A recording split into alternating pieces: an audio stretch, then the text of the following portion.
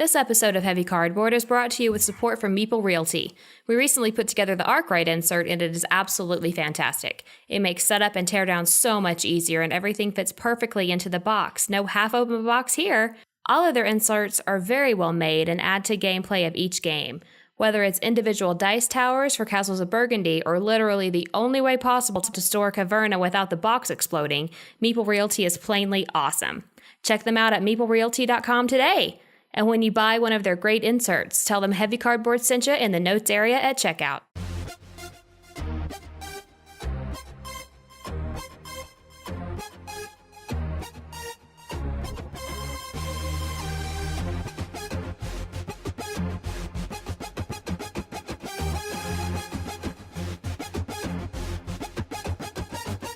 Heavy Cardboard, episode 54, the 2016 Essen preview show.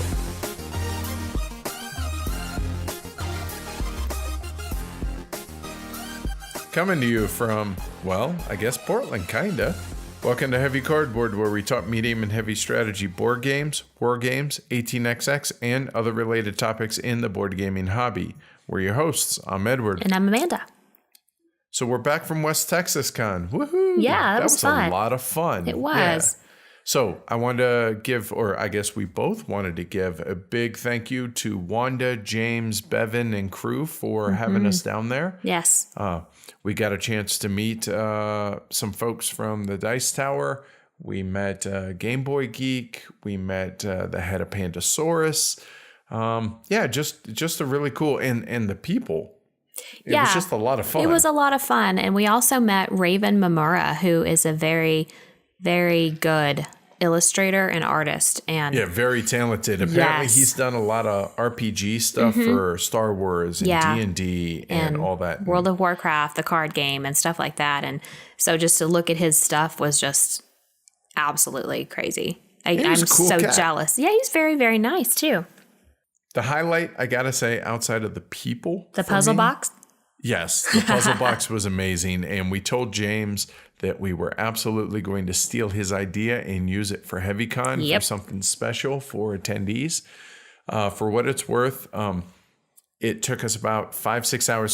So there was this massive, and I do mean massive, it was like 4 feet cubed, huge box, and it had 7 different master locks on them, and each lock had like a sub lock that you had to get in, and it was a whole kind of escape room type puzzle thingy. And there were 7 different puzzles, one for each lock. Some of them had multiple steps. And like I said, it took us about 5-6 hours, right? Yeah, that's what we did mostly on Friday. And had an absolute blast with it. We did not win the grand prize, but even had we won it, we would have given it back, given it to somebody else. It was just fun to experience that. Yes, it was. It was amazing. I've never done anything like that before. So I'm glad my first time was with you, of course, but it was still really, really cool. Yeah, it was really fun. Makes your brain work in different ways, et cetera, et cetera. Yep. And speaking of people, earlier, we also got a chance to hang out with our buddies, Lyndon, Mo, and Brian from the board game group. So thanks a lot.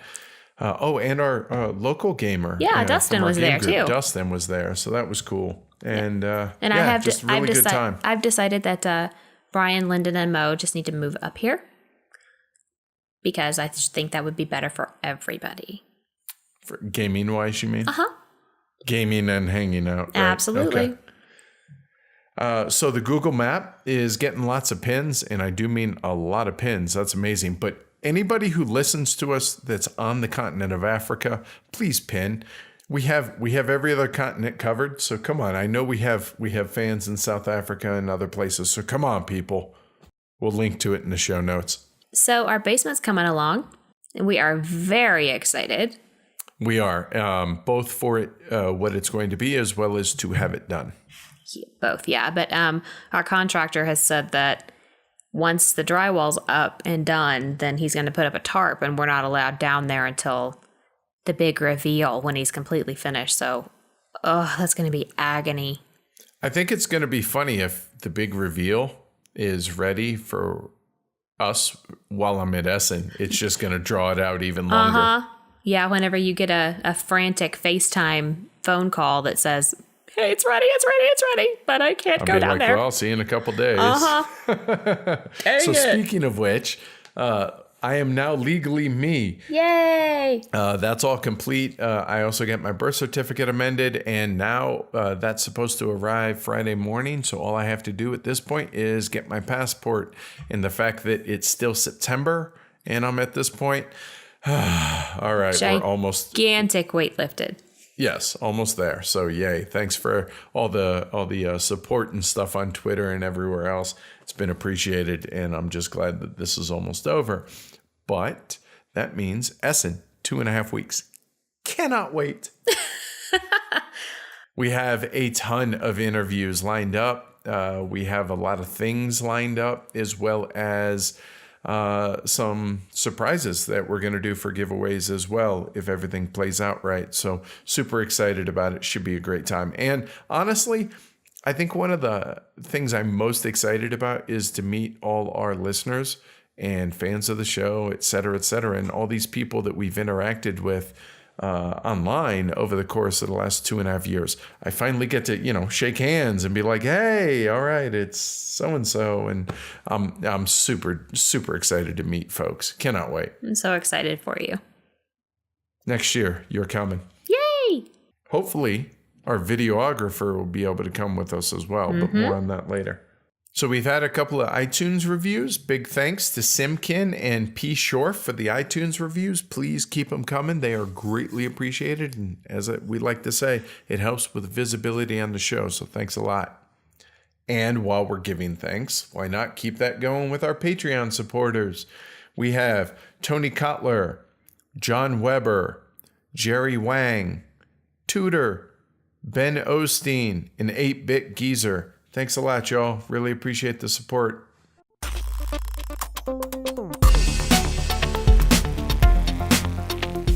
We want to thank the great folks over at Game Surplus for their sponsorship of the show and for helping us make these great giveaways and contests possible. Great people, great reputation, along with a great inventory of imported and hard-to-find games. Well, you can see why we're proud to be partnered with Game Surplus. Their tagline is home of great games at great prices. Check them out over at gamesurplus.com. And when you do, remember to tell them Heavy Cardboard sent you.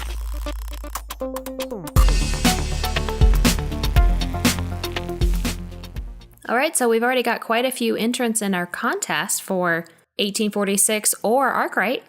Yep, that's been amazing.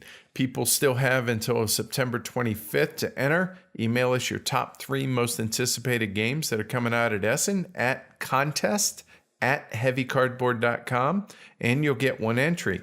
If you call into our Google Voice account and leave your top 3 via voicemail, you get 3 entries. All right, and that number is 720-675-8975. So leave us a voicemail. And don't forget, we might use it on the show. So if you don't want to be on the show, then you're going to miss out on those 3 entries. So what have we acquired recently before this gigantic Essen shipment comes in? Not much, honestly. Just 2 games. What they lack in quantity, they make up for in quality. First off, I picked up a copy of the Kickstarter edition of Moscow 41, which is the latest from the Block War game company, Vento Nuovo Games over in Italy. I am a huge fan of their work, and this is a much smaller scale as well as much smaller box than the Blocks in the East, Blocks in the West, Blocks in Africa, and all those. But nonetheless, excited to add that to the collection. And also, today, in fact, arrived a massive box, which is the deluxe edition of Venus, the new one with Ian O'Toole's artwork. It is just a massive box, and it looks incredible. Cannot wait to dig in. And I know I was very apprehensive about what it would be, so we haven't tried it yet, but definitely looking forward to. But that's it as far as acquired, but it's the lull before the storm. Absolutely. Well, this entire episode is going to be about what you're hunting, but is there anything in particular that you want our listeners to know about? No, pretty much that's it. Since the whole episode is about that, we're going to kind of just move on. But one caveat. Now, we've already recorded the session with Jim and Eric from Punching Cardboard. So this is actually done post that.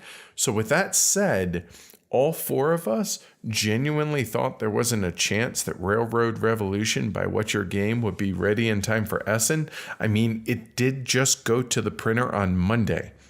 But apparently we were wrong. It's going to be there. So it would have been on all of our lists, but whoops, sorry about that. So keep that in mind when you guys listen to the rest of the show. But as far as that, the whole show's about it. So moving on. Looking forward to playing, Amanda?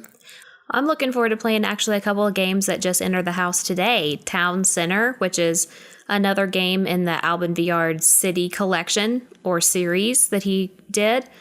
That's the only one that I haven't played so far, so I'm looking forward to getting that to the table. Yeah, it's the only one that we don't own, so I'm really happy that Matt got a copy. Yeah, I'm me excited too. to give that a try. And then the new Vinos that we got today to see how it's changed and, the new art and all of that kind of stuff. I'm excited about that. Yep, we're going to be doing almost kind of a compare contrast episode on that later this year. I'm looking forward to it as well. And plus, big fan of Ian O'Toole's art. And I also want to get a couple more games played. Forged in Steel and Three Kingdoms Redux, both of which we actually have recently played, but I really want to play them again. Yeah, Forged in Steel was the big surprise for me as well. I super on board with playing that some more.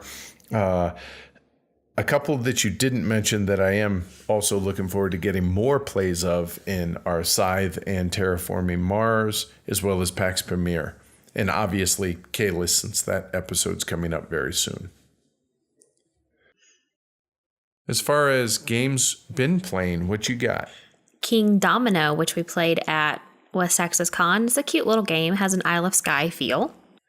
Condottieri, we played that twice in a row. That is a fun game. And apparently really expensive and hard to get as far as the original version, which is the version we played from Mo. The reprint, I think, was Fantasy Flight, who he warned us off about it and said, yeah, they made changes to it that were completely unnecessary and go with the original. So, okay, noted. And we played Domos Domini, also at West Texas Con. It was kind of meh. I fully agree on that. Terraforming Mars, we played it with 3 this time. Still an enjoyable game. Yep, I don't think it's as good as, oh my God, it's amazing that I've heard, but I think it is a very solid, very enjoyable game. I'm sure we're going to be reviewing it during Essen's season. Rushifart, 1769 to 1890. We played this game once a long time ago when we first got it, and I remember not being too enthused about it, but I really enjoyed this play at West Texas Con. I totally did as well. It is the first in the Thomas Spitzer Cole trilogy, and I know it's getting reprinted next year by Capstone Games, originally done by Spielworks, and I loved it. Just really, really enjoyed it. I was really concerned when we first played it about whether or not because everybody ends up in the same spot as far as tech tree type, it's very, very limited. It's all about how you get there. That's the big difference. And I was worried about that. I remember the first time we played it and come to find out, it's much ado about nothing. Really, really enjoyed our play of that. Anxious to play some more. Yep, same here. Three Kingdoms Redux. And again, the last time that this was played, whenever you and Tony reviewed it, I honestly was just going through the motions. I wasn't a huge fan of it because I hated conflict so much in any form. However, luckily I have gotten over that and I can learn to just enjoy a game for what it is. And this game is amazing. Yep. It's funny. On my way home today, I was listening to the latest episode of Punching Cardboard from our buddies, and they actually revisited Three Kingdoms Redux. And I was like, wow, we've been playing that a lot. I've played it twice now in the last week and a half. And it reaffirmed how good of a game it was. And this is one that absolutely is standing the test of time. And I think Jim even said that it's one of only 2 games he rates a 10. It checks every box as far as I'm concerned. Just the auctions are great. The artwork's great. The theme is fantastic. The only thing that, and this is totally an American thing, the only thing that I find even a little bit hard to keep track of is the generals' names, just because they are all somewhat similar, at least to an American vocabulary. Right. But really, if that's the worst thing that you can say about a game, I think Jouster and Christina did an amazing job. Yes. And I cannot wait to play more.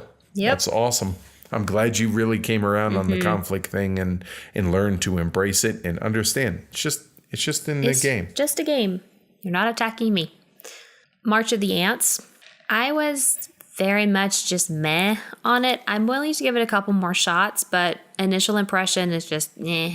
I think I enjoyed it a little bit more than you did. I'm looking forward to the more asymmetric starting ants. Yes. And so I think that will help. But yeah, I think I came into it thinking there was it was going to be a bigger game than it was as far as time length and everything. And it went surprisingly fast.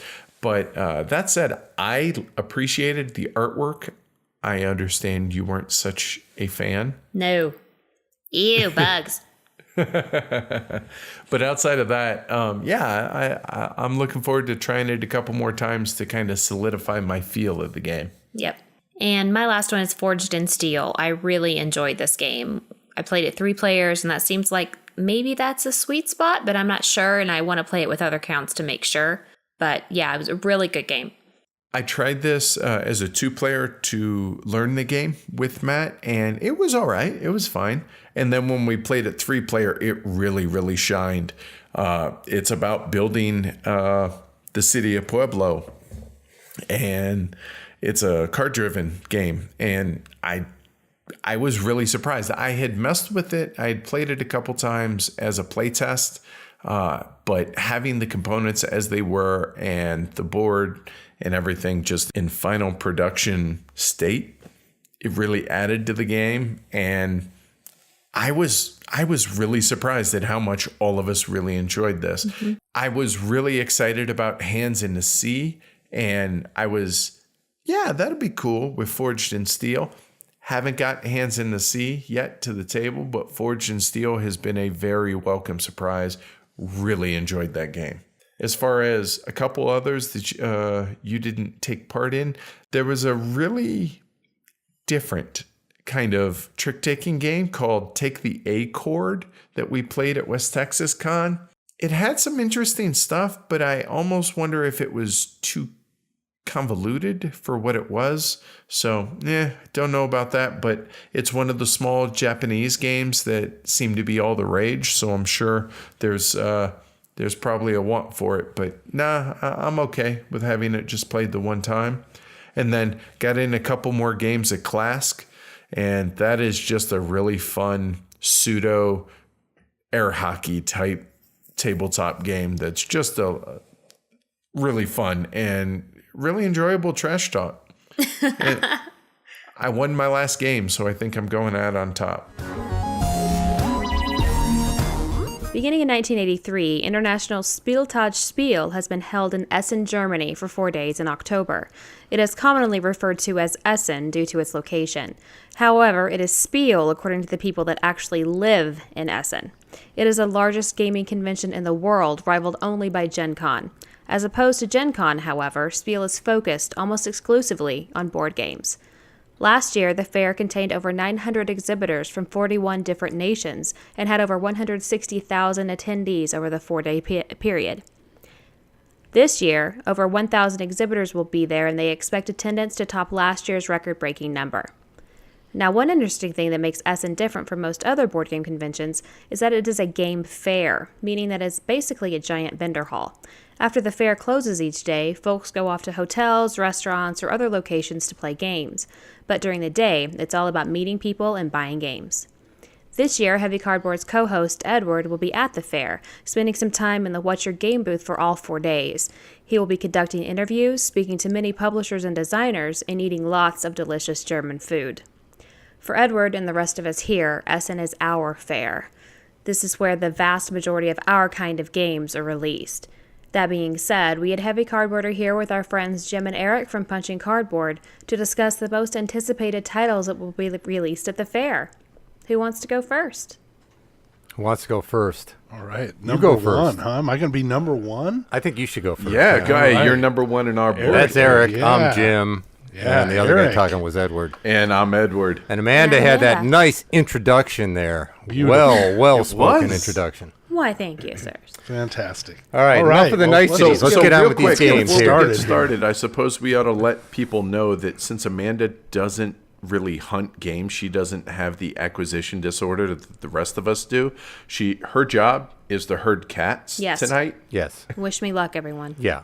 She'll be leaving. She'll just leave the room. And say, I've had enough. They've been on number 9 Come back for 30 in an minutes. hour. Hey, Come y'all on. still going on? Yeah. What does she have acquisition disorder for?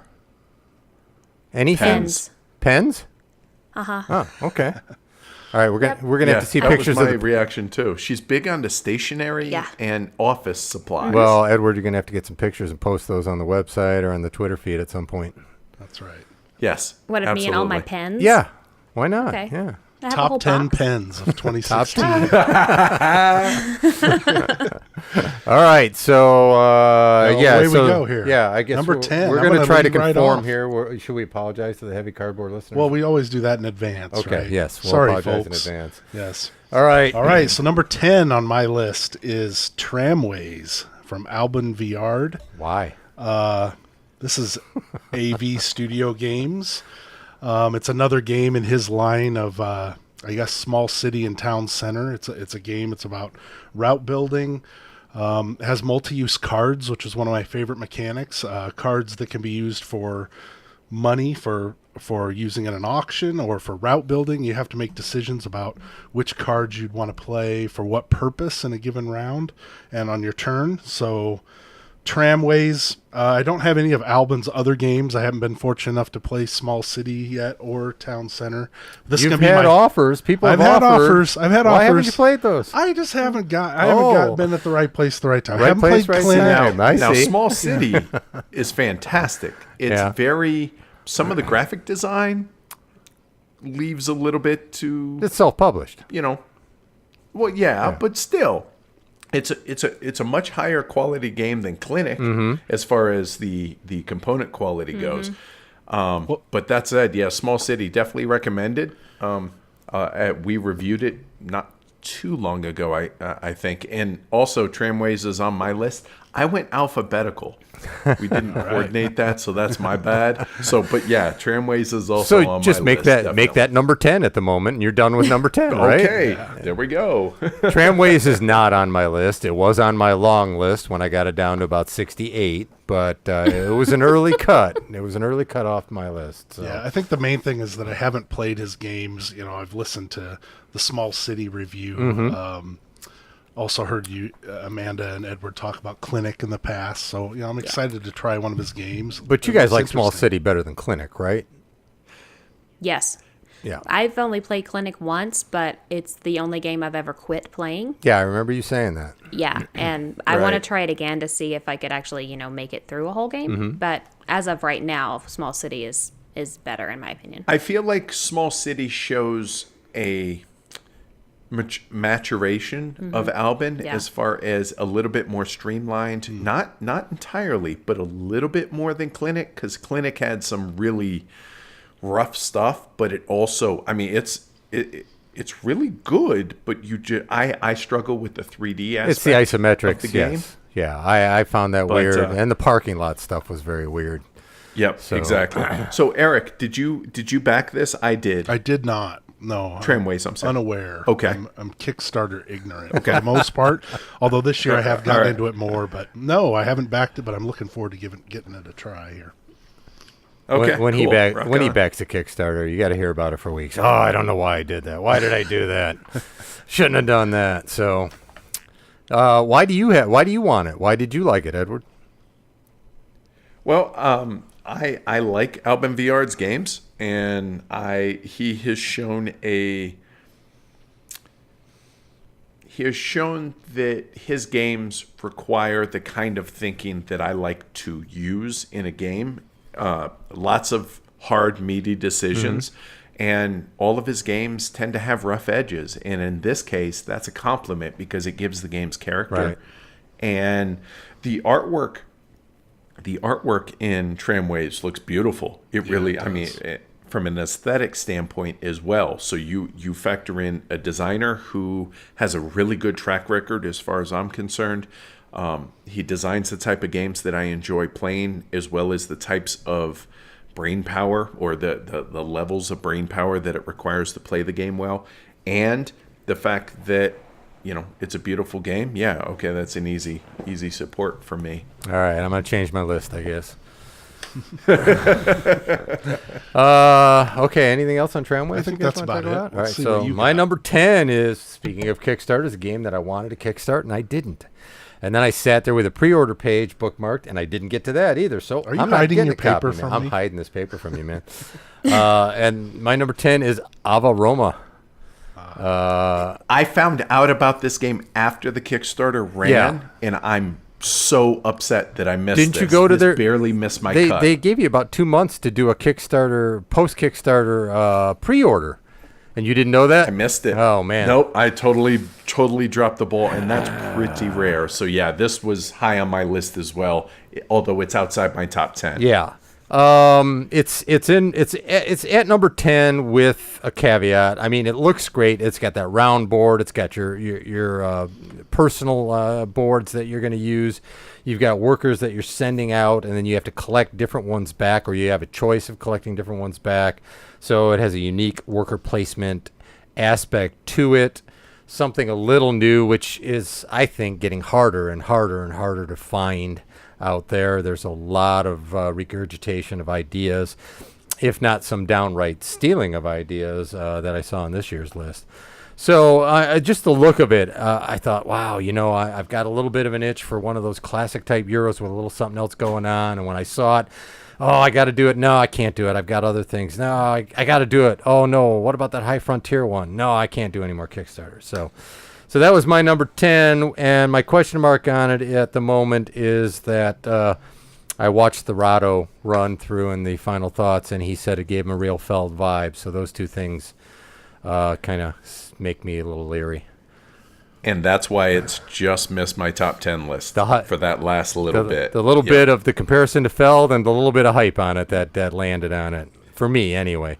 Yeah, when I looked at that one, it made it onto, I think, my 50 list, which was pretty good for a list as long as this one was. Considering you're going to buy 70 of these games, that's right. really good. It'll be in my collection. That's pretty strong. But the thing that was kind of making me waffle on a little bit was the sense it seemed like there were certain spots of the board where high-value workers are good here, and these other spots, low-value workers were good. And I wasn't seeing the crossover. I wasn't seeing, where are the spots where I can get something good with both of these, and I have to decide. Now, this was a superficial look.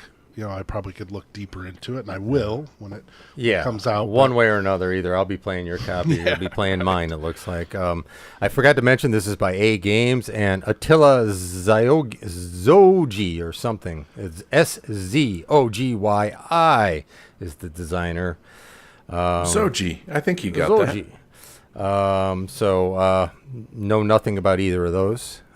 So I don't know why I'm saying that. Doesn't matter.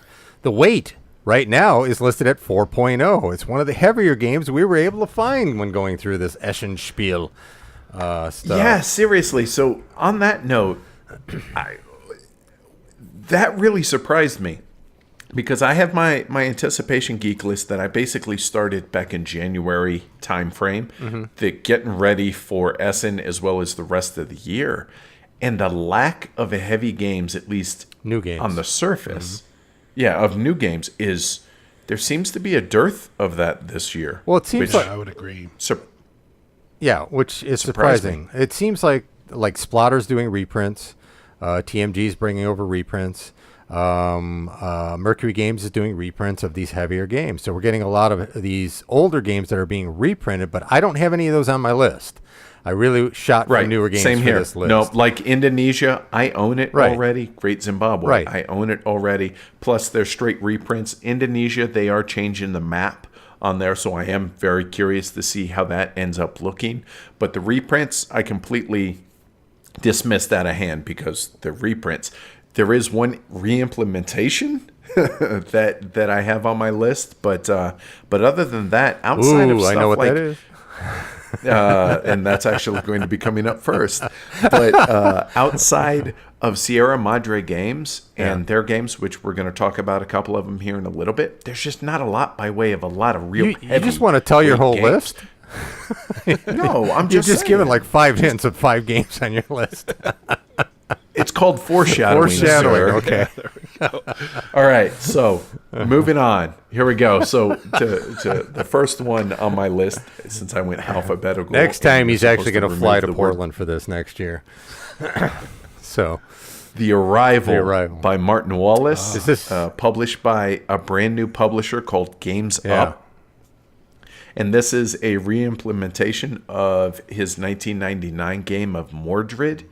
And I'll be honest, I didn't even know about that until I got a text this morning from a buddy of mine, Lyndon, who said, "Hey, the pre-orders for The Arrival have opened up. It's Martin Wallace, da-da-da-da-da." I was like, what? So I went and looked. I was like, well, okay, onto the list it goes.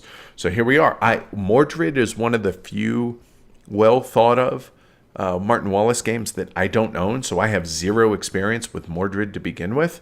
And so, but it's Martin Wallace, and this sounds like one of his heavier designs as far as opposed to, what was it, Tabula, or the other one he came out with earlier this year that is super light, that I didn't have any interest in. something I about can't think of it. aliens and that. Hit Wasn't it? Zeroed. Something, sure. Hit Zeroed. What one? No. No, not Zero. That's another one that really doesn't interest me. But The Arrival sounds like it has some meat to it. It's kind of an area control. It's a civilization type, hand management, whatever. I haven't dug real deep into this, I'll be honest, because I found out about it this morning. But that said, yes, I'm in. I can't wait to check it out. The map looks awesome. I Yeah. pulled It does, that one up, doesn't and it? I pulled the map. I was like, the map, oh, it's great, But I sort of was strict to myself with reprints, re-implementations, games that wouldn't be out by Essen. I didn't follow it to a T, but that one I was like, well, it's a re-implementation. I won't include it, but I'm definitely looking forward to trying that. I'm not. Yeah, this is the one that slid onto my list. I don't know. I'm not the biggest Martin Wallace fan, so I like the train games, but everything else. That's right. You're not keen on Brass I do not love, and I've heard that Right. word, I read that word mentioned in conjunction with this game. Some elements of that appear in this game, apparently, and all right, I'll wait and see. But there's a lot of Fair love enough. around here for Study in Emerald, and I just I don't see it. Ugh. Yeah, thank you. That was Amanda, by the way, folks. Hold on. Now, Amanda's only played the second edition Yeah. of A Study in Emerald, and she hated it, correct? Correct. But she's willing. We have the first edition. She played the second edition at BGG. She said she's willing to try the first edition. I am. I'm a Sherlock Holmes fan, a huge Sherlock Holmes fan, but I am not a Cthulhu fan. Yeah, I'm kind of in the same boat. Yeah, so it's hard for me to want to play a Cthulhu game because it's not a Sherlock Holmes game. It's a Cthulhu game. Yeah, exactly. It's not a study in Scarlet. It's a study in Emerald. And the second edition is the cleaned up version, so the first edition is a little clunkier. But I don't know. The mechanics are fantastic. the Rough mechanics, Cthulhu, thank The you. rough mechanics edges, are the great. mechanics are fantastic. Yes. It's crap. Thank you, Eric. It's good. Thank you. It's good. All I right, found well, that I it's had a to play- 2-2 split, but Amanda's on our side, so we win. I had to play that one about 5 times before it really sunk in. Yeah, But, I had I to can play it understand 5 minutes, and people then it was not like, wanting I'm to done. play it that many times. All right. All right, Eric. What's your number 9? We're going Oh. backwards. We're back we're around not to me doing a again. rondelle. We're going back and forth. We're doing a Yeah. snake draft here. Serpentine. Oh, are Serpentine. we? So if so, then it's Serpentine. me again. No, you're done. You did number 9. Take your pen, write a number next to it. Say number 9. Put number 10 on the one 9, we already done. talked about with tramways. right. Yeah, I forgot. Yeah. Okay, Eric, go for it. So I'm up after all that? Yes. It's not clear to me. So Hey, Eric, it's your turn. this next one... Here, I'll give you hand signals. I think these designers are Greek. And I think the game is sort of about Greece. It's called Austerity Greece. Yeah, but it's not, No. themed around Greece. This is Crisis. It's designed by, I'm going to butcher this, Pantelis Boboulis and Sotirios Santilas. Ludi Creations. Ludi Jeez, is it on my list? Creations. Oh, yeah, it is. Yeah, so this is an economic game set in like Fifth Element type of futuristic environment where the government of this country, Axia, I think it's called, is near collapse or on its way to collapse, and we're these shyster businessmen that are going to try to come in here and profit from, maybe selling short on all the stuff that's about to crash. That's what a good businessman does in a down market. So looking forward to it. It looks like it has good economic elements, some buying and selling. I usually like games if there's some kind of money engine going on or a way to kind of be thinking about profit margins. I'm just watching Edward scowl a little bit. I wonder if he has any experience with this one. Yeah, he might. He might know something about it. No, I'm not scowling. I'm shaking my head in agreement. Oh, yeah, an agreement. Okay. As you guys know, we were fortunate enough to get a prototype from Miraculous over at Ludo Creations, and we played it a few times. And apparently, they don't like us. Oh, will you stop? There are 3 different difficulty levels. Correct. The first time we played it on the easy level. Let me just go ahead and flatly put this out there, that anybody who listens to either one of these shows, skip the easy level. Yes. It kind of soured us a little bit on the game, and we were really concerned, like, is this really going to be any good? And so the next time we played it on the hard difficulty, and it kicked us in the teeth in a good way. Yeah. And I got to say, it made a world of difference. It really wasn't a really fun game. There's a little bit of negotiation, but not much, in a sense that because of the way I forget the name of the track, but basically it's like the crisis general track health or something, right? Yes. The health of the country. Right. If the health of the economy gets too low, then the game ends early, and people who have not met the goal for that round can't even qualify to win the game. So you can use that leverage to be like, hey, I'm way below the goal right now, and you are as well. So if you don't let me take that worker placement spot, then I'm not going to be able to do the stuff I need to do. So the game's going to end and we're both going to lose, or you let me go there and maybe we can help prop up the economy. Mm-hmm. So there's a little bit of that in there, but it's mostly a worker placement game with resource conversion. And there's if you guys have played Royal Goods or Oh My Goods, to where there's an input-output of companies, or in this case, it's companies. In that game, it's factories or something. There's a lot of that in this as well. Just really, really clever game, and something that we really enjoyed, just not on the easy level. Did you feel like it had economic engine element to it? Because it's what it looked like, but it was a little unclear to me. Is there a money engine to be had in the game? There is, in a sense, that you need money to be able to buy to invest in companies and to do all of that. But it's more or less, it's an ever-increasing difficulty as far as the goals for each round for what you have to do. And so you have to get your resource and economic engines going to be able to stay ahead of or at least to try and keep up with the goals that are being forced upon you by the government. Yeah, the austerity measures, so to speak. Correct. It looked really good to me. I have it number 4 on my list. So nice. I thought, from what I saw, and I watched a couple of videos, and I waded through some of the hype, and I got a little afraid of it once the hype started coming out in some of the videos. But in the long run, there's the guy in Canada, I think his name's David Minkin. I think that's the last name. He does Connect More.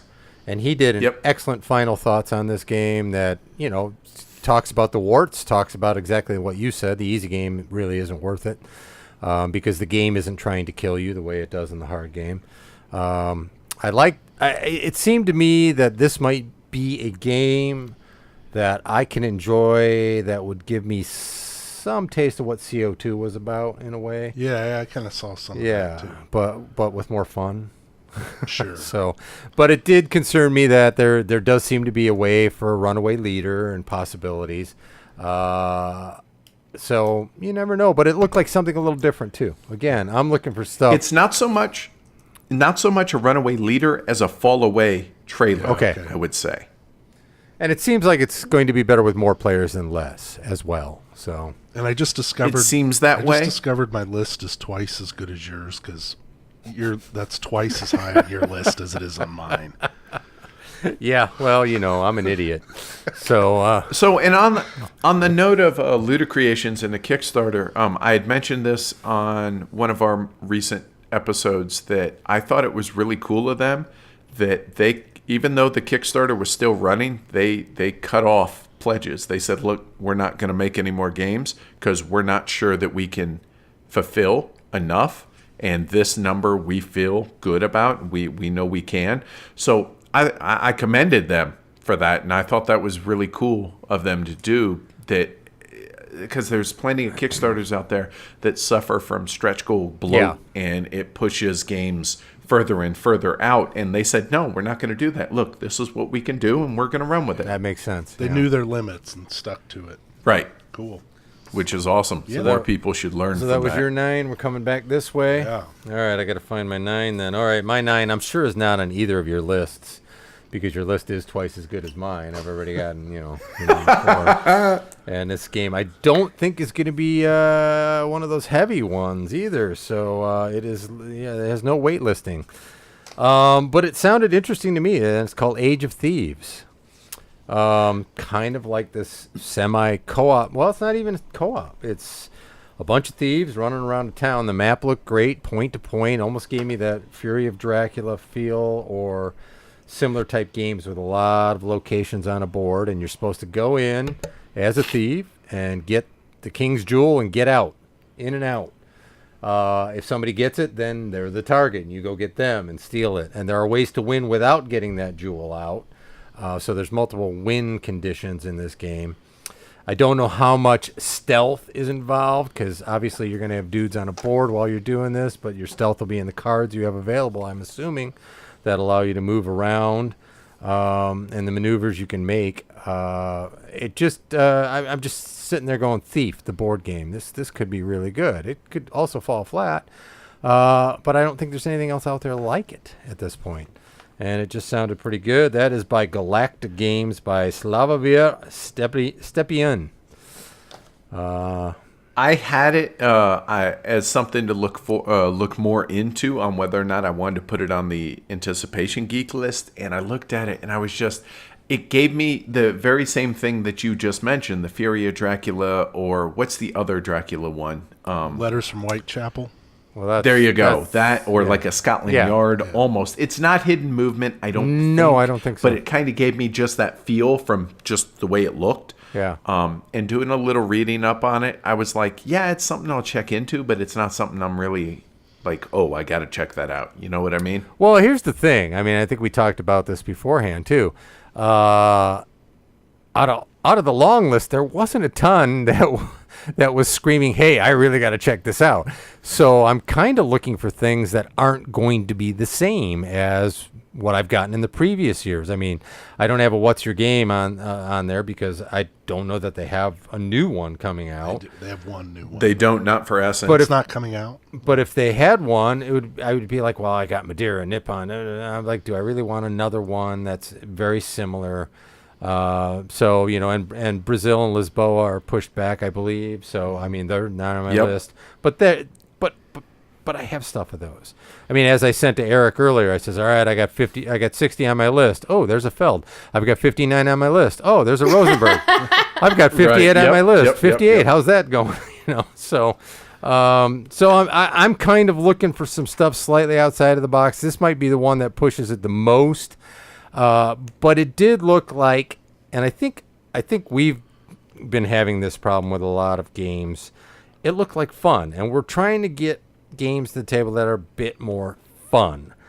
Even if they're a little lighter, as long as we're having fun and having a good meaty time, It doesn't have to be the heaviest thing, despite loving the heavy games and the medium games. No, I totally agree. Yeah. I mean, one of the most fun games that we played in recent memories, Millennium Blades. Oh, we love Millennium Blades. Playing that game. Yeah. Did you get that? And yeah, he got it too. And then he's like, why did I get it? Why did I get this? No, it was good. I know it was good, but you're game. like, I can't get anybody to play that at home. Yeah, Millennium Blades is that's crazy. Age of Thieves for you. Yeah. Yes. Eric, is that on your list, sir? That was one of the that first one ones is cut. not really ringing a bell, but I do remember some reference to Fury of Dracula, and when I see that, I kind of run the other way because Letters from Whitechapel was a game I bought. I thought I would really like, and when I played it, it fell horribly flat for me. So, like anything that even hints at Letters from Whitechapel for me says, nope, not even looking. So I didn't look that deep. There were too many games to look at. I probably shouldn't have said that because I don't think it's going to play like that. I think though. I don't think so either. But it's got a map like feel that. though, just from looking wasn't there at like it, hidden movement and I don't think there's hidden program movement in this. and- I don't think there's program movement in this. I'm not absolutely sure. But I don't or think one there against is. many. Was there that in it? That's also something that usually doesn't. Well, this go becomes so one well against for me. many. If you grab the gem and you're trying to get away, then the other thieves, the only thing they can do is stop you. But I think the game is also trying to stop you as well. So when you do this, you're like a thief in a city, and when you do something wrong, the alarm level goes up and the guards are wandering around the city. So just think of it as that little those guards in Yido. And yet I there's love 6 million those. of those, and they're going to appear when you do something wrong, Yeah. I Sounds an don't awful know. lot like Letters from Whitechapel Hey, to me. you know what you always say to me about these games? You're playing it. That's right. I'll play it. So. All right, so I guess my next one, since I don't have it numbered. Well, if you get a pen out and you can write it down. Yeah, right. So my next one is doesn't have a weight rating on BGG yet. It's Barcelona, The Rose of You Fire. bastard. So How do you this have is information by on this? designers- This I had on my list. This is DeVere. It's Yep. the boys who... and designed by Marco Maggi and Francesco Nepatello, I think. Yeah. Is how you say it. Sure. So We'll go with that. just the theme alone Yeah. kind of has me interested in it. The fact that it's Barcelona in the late 19th century or whatever, and you're trying to build what is it? The Barcelona? the cathedral Yeah. is right, as well as other buildings Yes. in the city. Yes. While the lower class folk are rioting, and you have to balance that whole between pleasing the upper income and keeping the lower income from rioting and taking you down with it. And it just sounded interesting. There's just not a ton of info out there. There's not, But yeah. DeVere has put out say again? There's none. That's the problem. This was huge Right. on my list, and then I went to research it, and I'm like, I don't have any information. How can I put this in my top 10? This was a game when I read the description and who it's by, because it's by the company that gave us 1714 Case of the Catalans. They know they're Barcelona.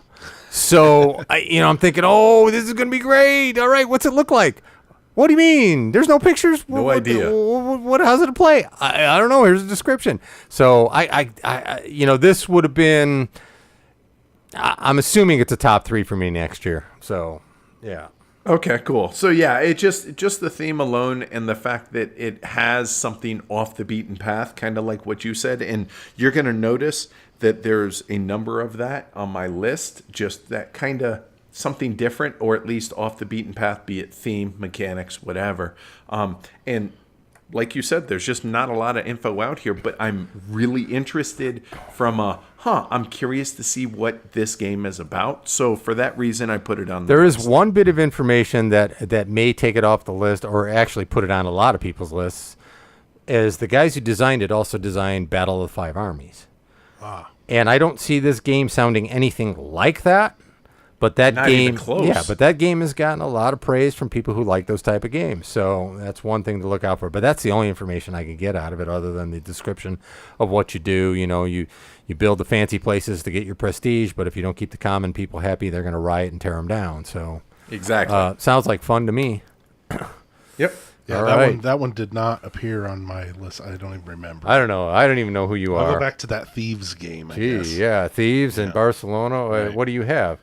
What do you have on Well, there? I have 8 Agricola? more. I have 8 the reprint? more. Okay. Yeah, right. Family edition. Agricola Family Amanda, Edition. this is where you step in. I was about to, but he took it. All right. So I'm going to go to my number 8 now. A game that's received no shortage of recent hype.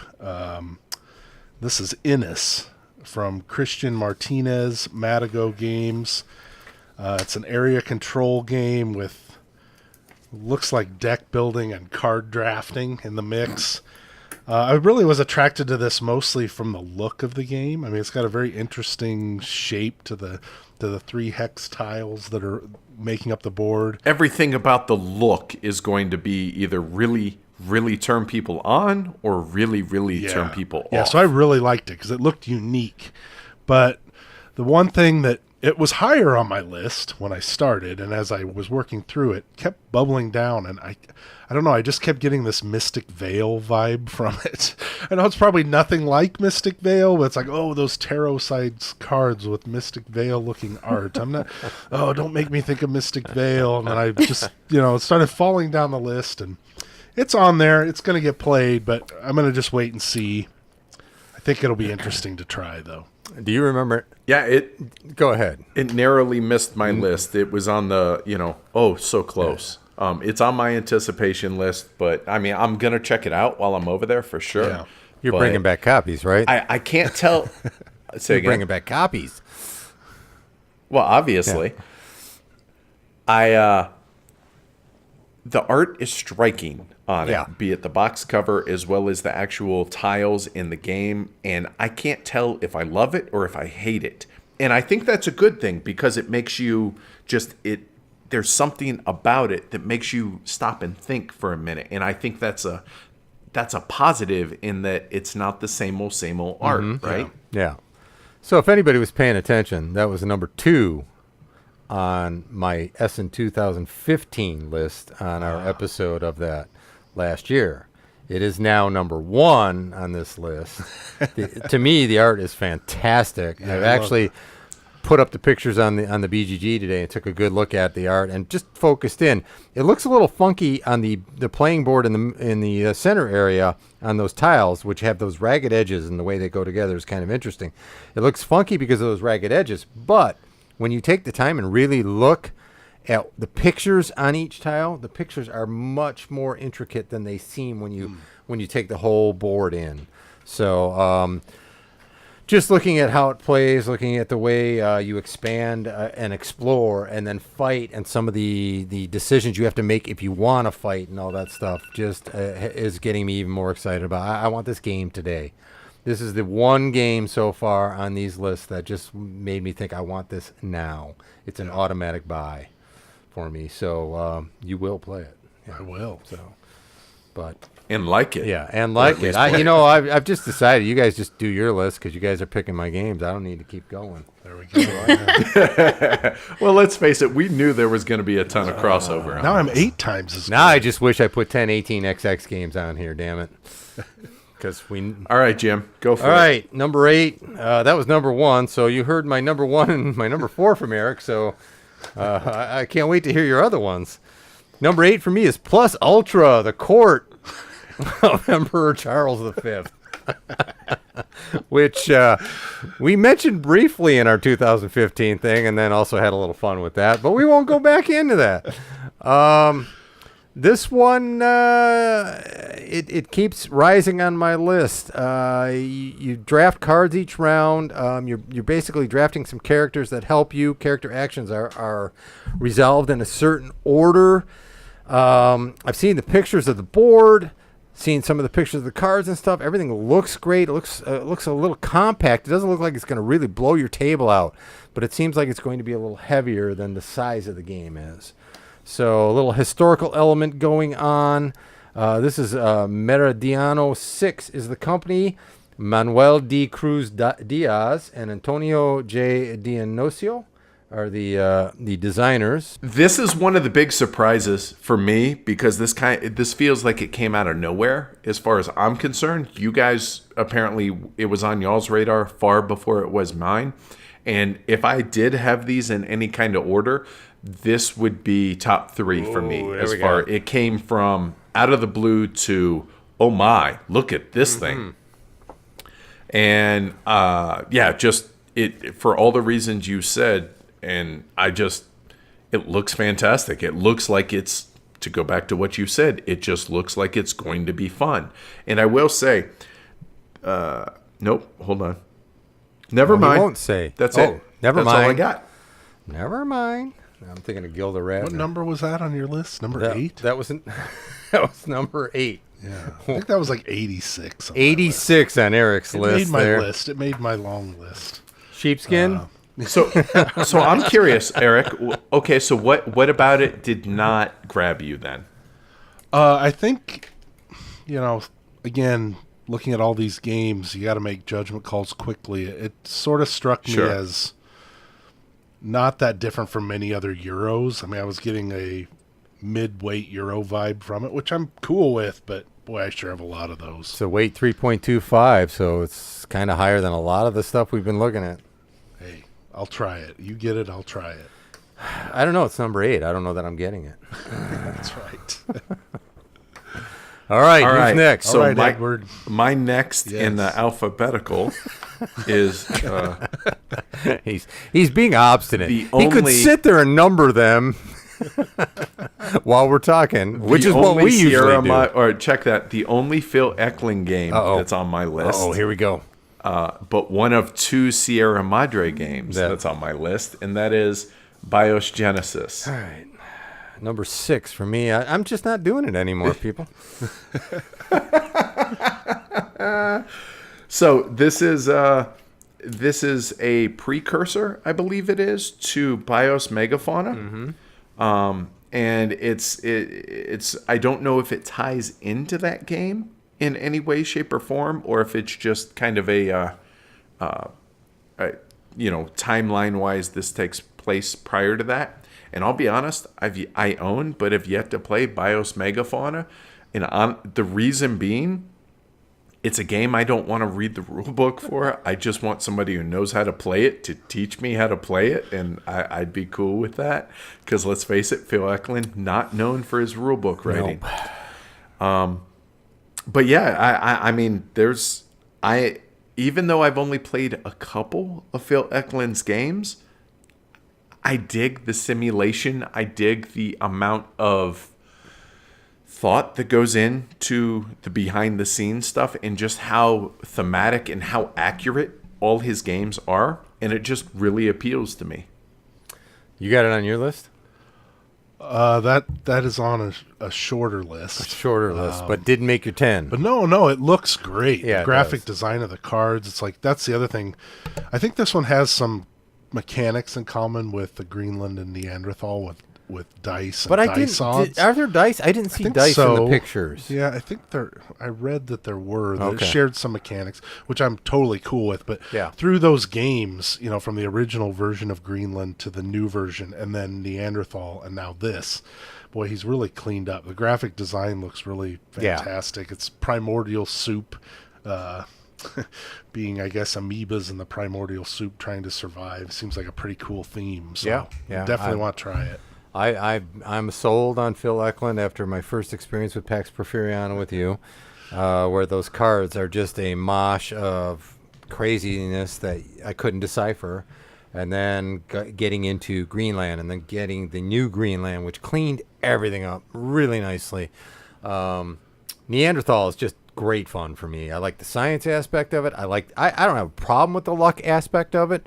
Some people complain about the dice. Well, so be it. You send a bunch of guys with wooden spears out to fight a whale. The odds are they're going to die. Okay, There's better be some luck involved. If the whale wins. The saber-tooth tiger, he wins. Okay, I mean, it's just pure and simple. I love that predator aspect. So if this comes anywhere close to those, I love it. I think the only game that's kind of fallen a little flat, more flat for you than me, is Pax Pamir. I'm not sure. Uh-oh. Uh-oh, Edward just got all upset. Somebody's touching him.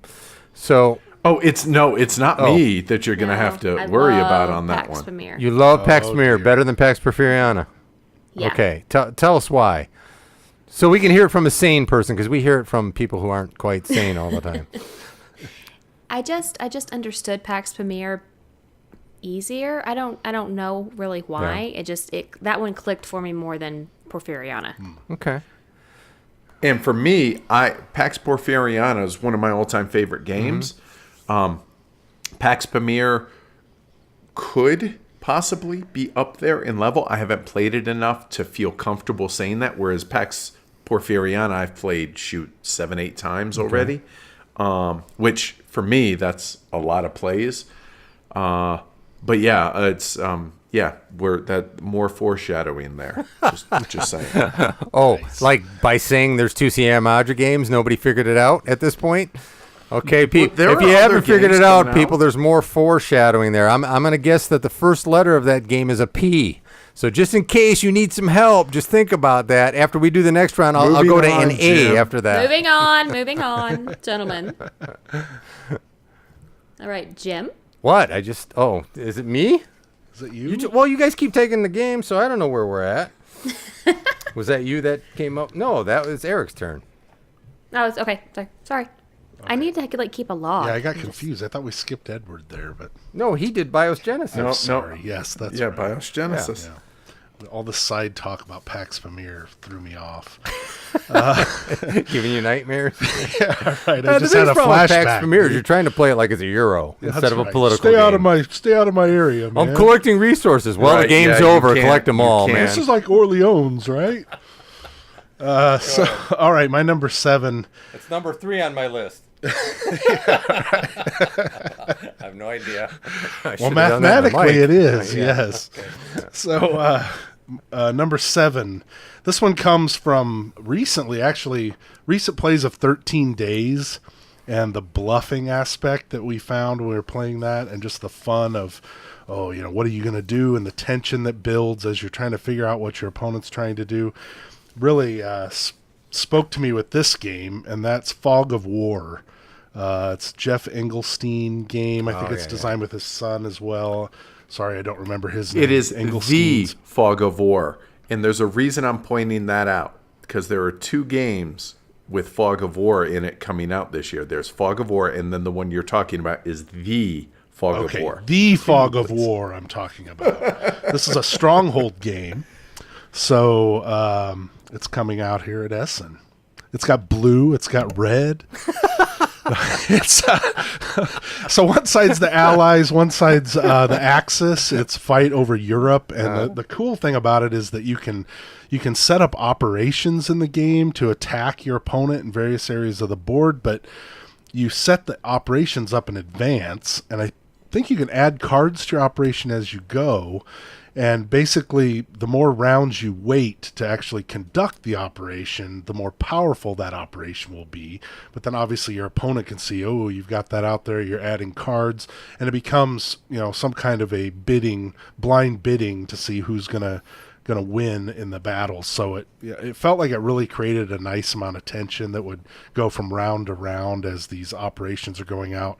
And there's also asymmetric win conditions, which is pretty cool. Always enjoy that. That's one of the reasons why I like PAX games some ways. I don't remember what all of them are, but the Axis has a certain, they control these certain territories at any point they win, and if the Allies do a certain thing, then they can win instantly, and then there's tiebreakers if it goes the distance. But very interesting looking game.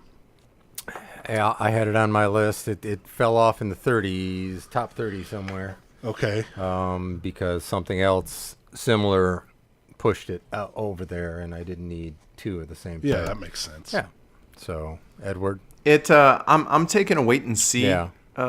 feel for it, because I guess it's the pedigree of the designer. Now, Jeff Engelstein knows his stuff. That is a very smart dude. But the games he designs haven't really fell into my wheelhouse up to this point. So this is show me that this is going to be a game that I'll enjoy. I'm aware of it, and I'm sure I'll take a look at it while I'm over there. But yeah, it's not something I'm jonesing for. Yeah, I thought about that too. The thing that I saw here, obviously his other games, Space Cadets and such, these are more party, large group games. This is a 2-player game. It's also, the setting obviously has more appeal to me than maybe some of his others. So, oh, same here, totally, and that's the reason that I'm willing to take a look at it. Exactly. Well, that's why it made the long list. Yeah, unlike some of the other games that didn't. That's right. Yeah. Got to have a list. Right here, baby. All right. Anything else you want to say about that one? No. All right. Self-published? Did you give the publisher? It's Stronghold. Right. Yes. Stronghold. Anything else I can do to delay? Because I don't want you to give me a hard Amanda? time about my 7 here. Cut him off, Amanda. My turn. Number 7. The Colonists. Ooh. And I'm not going to do the German. Take that one off my list. Is this on your list? Very much. All right, so. that's what I like to hear. Get you back for BIOS Genesis here.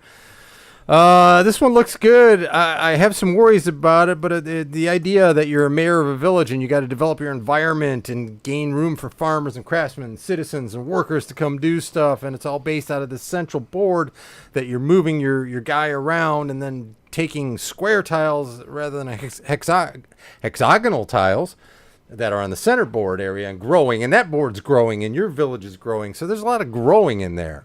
And it looked good. The tiles all look good. I read the playthrough instructions that are available on BGG, and I don't know that I got quite the feel I wanted for it, but I liked what I saw.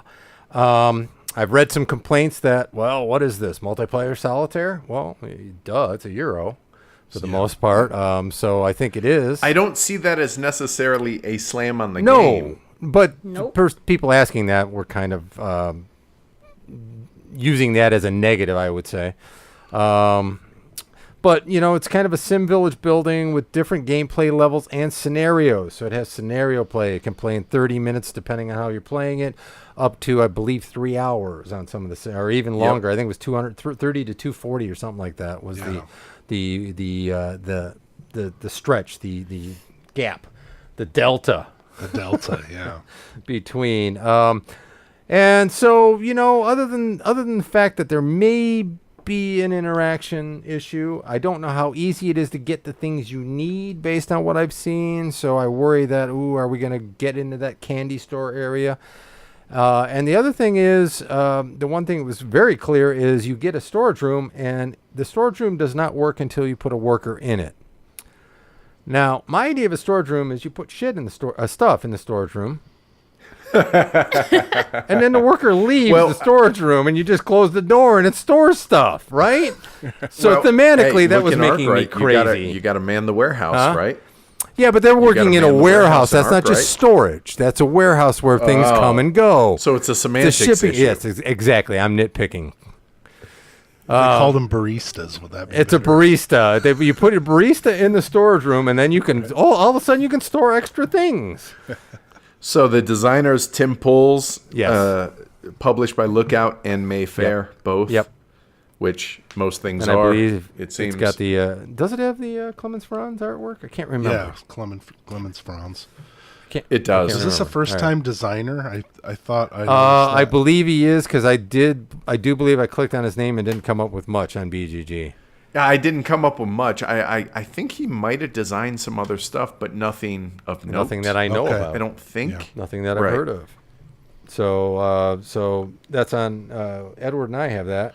Yeah, that's on my list. It didn't quite make the top 10, but it looks very interesting. So Edward, wow. what Eric is saying is we're picking the crappy games, and he's got all the good ones to come. So interesting. Yeah. All right, Edward. Just missed. Right, I had this at number 11. Moving on to my next one. Yeah. Okay. Number 11. All right. My next one is. I'm not too terribly keen usually on Western themes. I like Western movies, but as far as games go, doesn't really normally do much for me. And that's so Great Western Trail by Alexander Pfister, published by Stronghold Games. So little backstory before I get started on this. I was talking to Stephen Bonacore, and I told him that there were a handful of games that I was interested in. Anyway, and he was like, what do you mean just a couple of games? I'm publishing like 20 some odd games this year. And I'm like, sorry, Steven. There's only a couple that interest me. Terraforming Mars and Great Western Trail were the two main ones, along with Sola Fide. But enough about that. Great Western Trail. It's encouraging. Alexander Pfister, he's put out a lot of popular games lately, including Mombasa.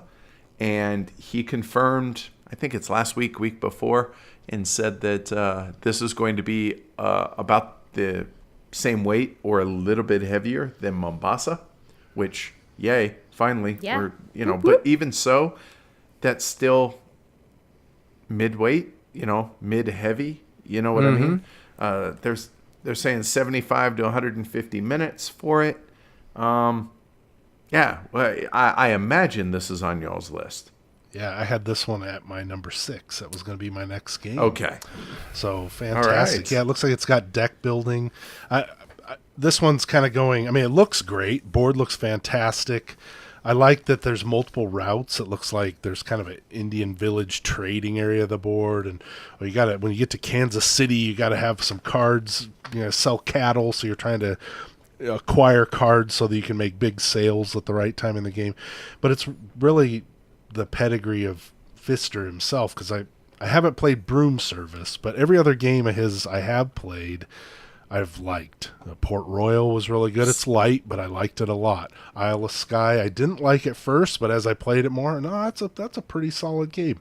Mombasa, I really enjoyed Isle of Skye. Both of us did. Yeah, Mombasa, Yep. it's great. Been getting that out at home with Tina. Card mechanics, really cool. So looking forward to his next offering. I like the card mechanic of Mombasa. I can't say I liked everything about Mombasa. Isle of Skye, yeah. I had this in the top 10. It fell out of the top 10 and just hung on to the honorable mentions at the back end. But when Eric gets this, you'll be more than happy to play it. I won't be happy about it, but I'll have to play it. So He'll unhappily and grumbly. It's that or right. The Arrival. huh? So in other words, he'll pull a Jim. Exactly. Ooh. Yeah. It's all right. That's all right. One day I'm going to be big time, and then you'll drop my name, okay?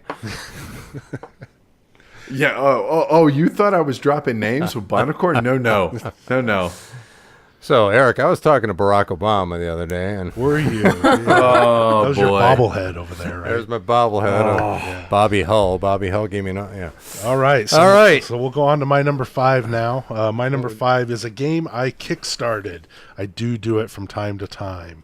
And this is Days of Ire, Budapest, 1956, by another group of designers I can't pronounce. Catalin Nimmerfro, David Serzi, Mihaly Vincel. If anybody's keeping score out there, let us know how many names we got right. Yeah, right. I think The answer's 2. Yeah. David Terzi is tied in with the group that did Tricerion and Anachrony, which is Anachrony is another game coming out off Kickstarter. But this looks like some of what I've read, people have said, "Oh, it looks kind of like Pandemic or something," but it has the multi-use card mechanic of Twilight Struggle 1989, 13 Days, where you're playing cards, choosing them for events or operations points.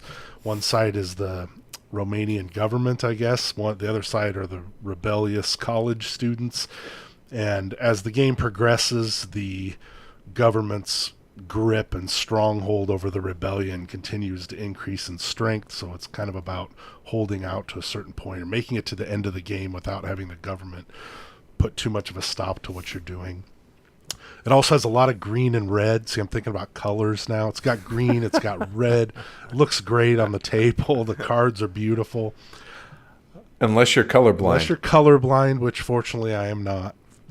So, For what it's worth, I back this as well. But the reason I backed it, even though it's got a bit of a co-op nature to it, which I am not terribly I'm the keen same on. way. Yeah, I'm surprised you backed it. It's the theme that got me. The fact that it's a lesser known event that took place historically back in, I want to say it's 56, Yep, 56. I think. Yep. in which there were a couple days in which Hungary broke loose of the Soviet Union before the Russians came back and took it back over. And that's fascinating to me. That's something, I'll be honest, I had no clue about until the game came out.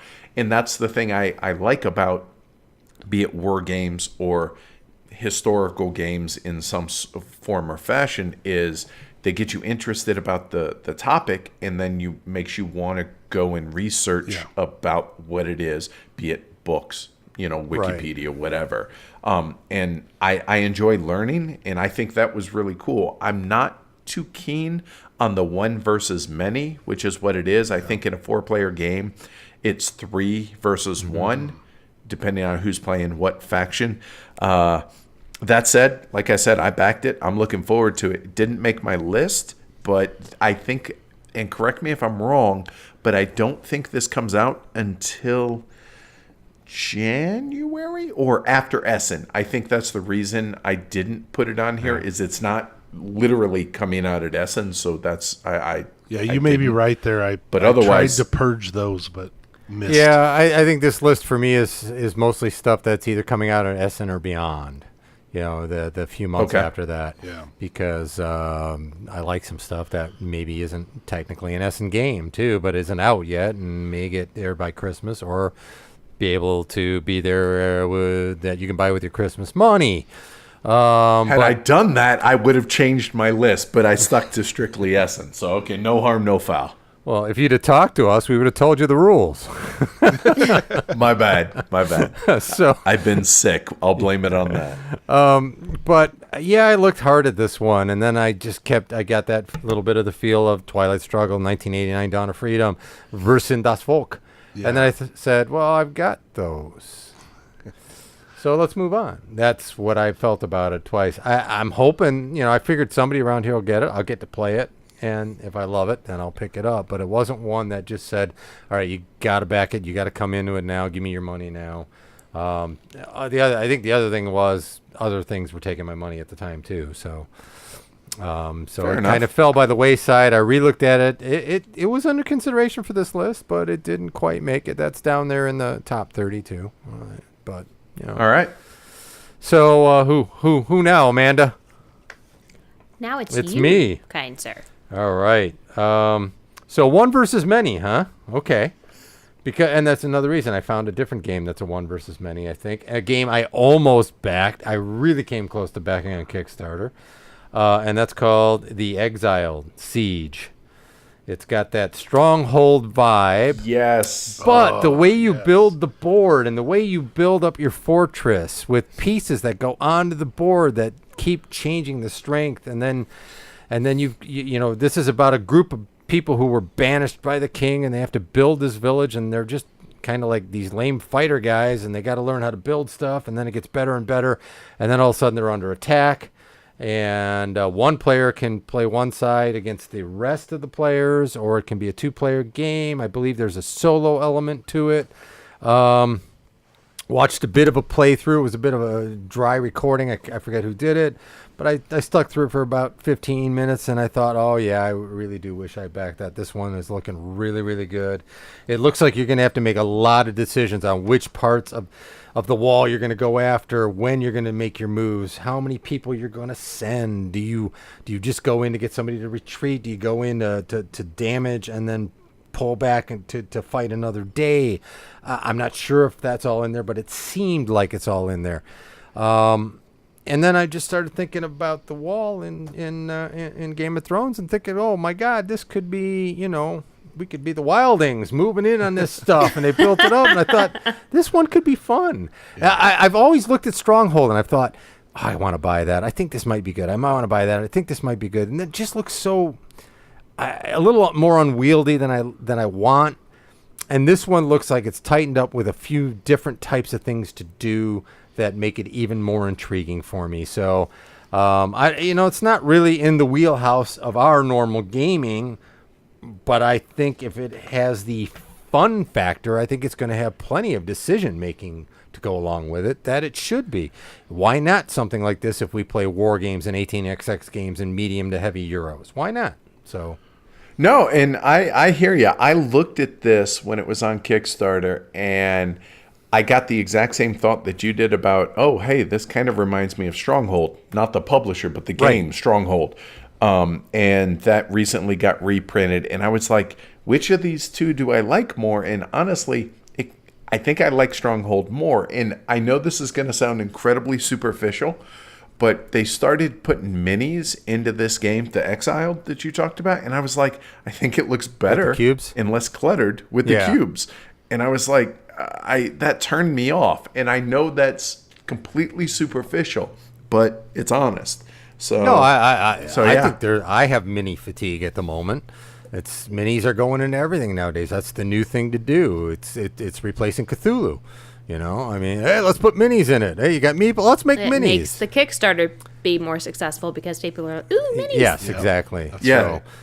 I bet you if this wasn't a Kickstarter game, you would never have seen No, the it'd be minis. cubes. But then again, maybe they thought about minis to differentiate it from Stronghold a little more. I don't know. And possibly that could be it. And it's something that I'm curious about, but it just, no, it wasn't on my list. Well, it's on my list because I don't have Stronghold and I haven't succumbed to it, and I've actually never even played it. But I do look at it wantonly sometimes, just thinking, Lust yeah, in it your might be a eyes. nice night to hang out with you tonight, babe. And that would be, that would be it there. So I think this is part of why we play games together. We connect on some level. Your thoughts, what you've said here, it's exactly what I've been thinking about this game. And what you said about Stronghold is exactly the same thing. I lovingly hold Stronghold at Guardian every time I'm there, but I always put it back. But this one I really liked. It's the tower defense is cool. I don't really have one that of those too, games. yeah. But the thing that really got me was each of the buildings in the village has 3 levels. Right. And it just I used to be a big StarCraft player, and it just spoke to me like, oh, wow, I can build out this village, and there's sort of a tech tree on which of these buildings do I want to level up, because I'm sure they all give you various benefits. And I was imagining, there's going to be this tension of, if I want to do all these buildings. They're all awesome, but I can't do them all because I don't have enough time. They're attacking the walls. So this one didn't. Exactly. This one didn't make my top 10, Oh, but you're it killing me, hung man. around it was the longest hanger on because it's also the first game on the list, on the Essen list on BGG. So I saw it right away. I'm like, man, this is going to be a slog. Of every game I look at, I'm looking at this closely. So it hung around. It made top 20 for me. Yeah, you mentioned something too, StarCraft, and I've been finding looking at my long list, I'm seeing elements of some computer games, tower defense ideas, other ideas that have invaded kind of after the obvious ones like the XCOM game and the obvious one coming out, Master of Orion. There's some non-obvious ones that are starting to implement some of these ideas.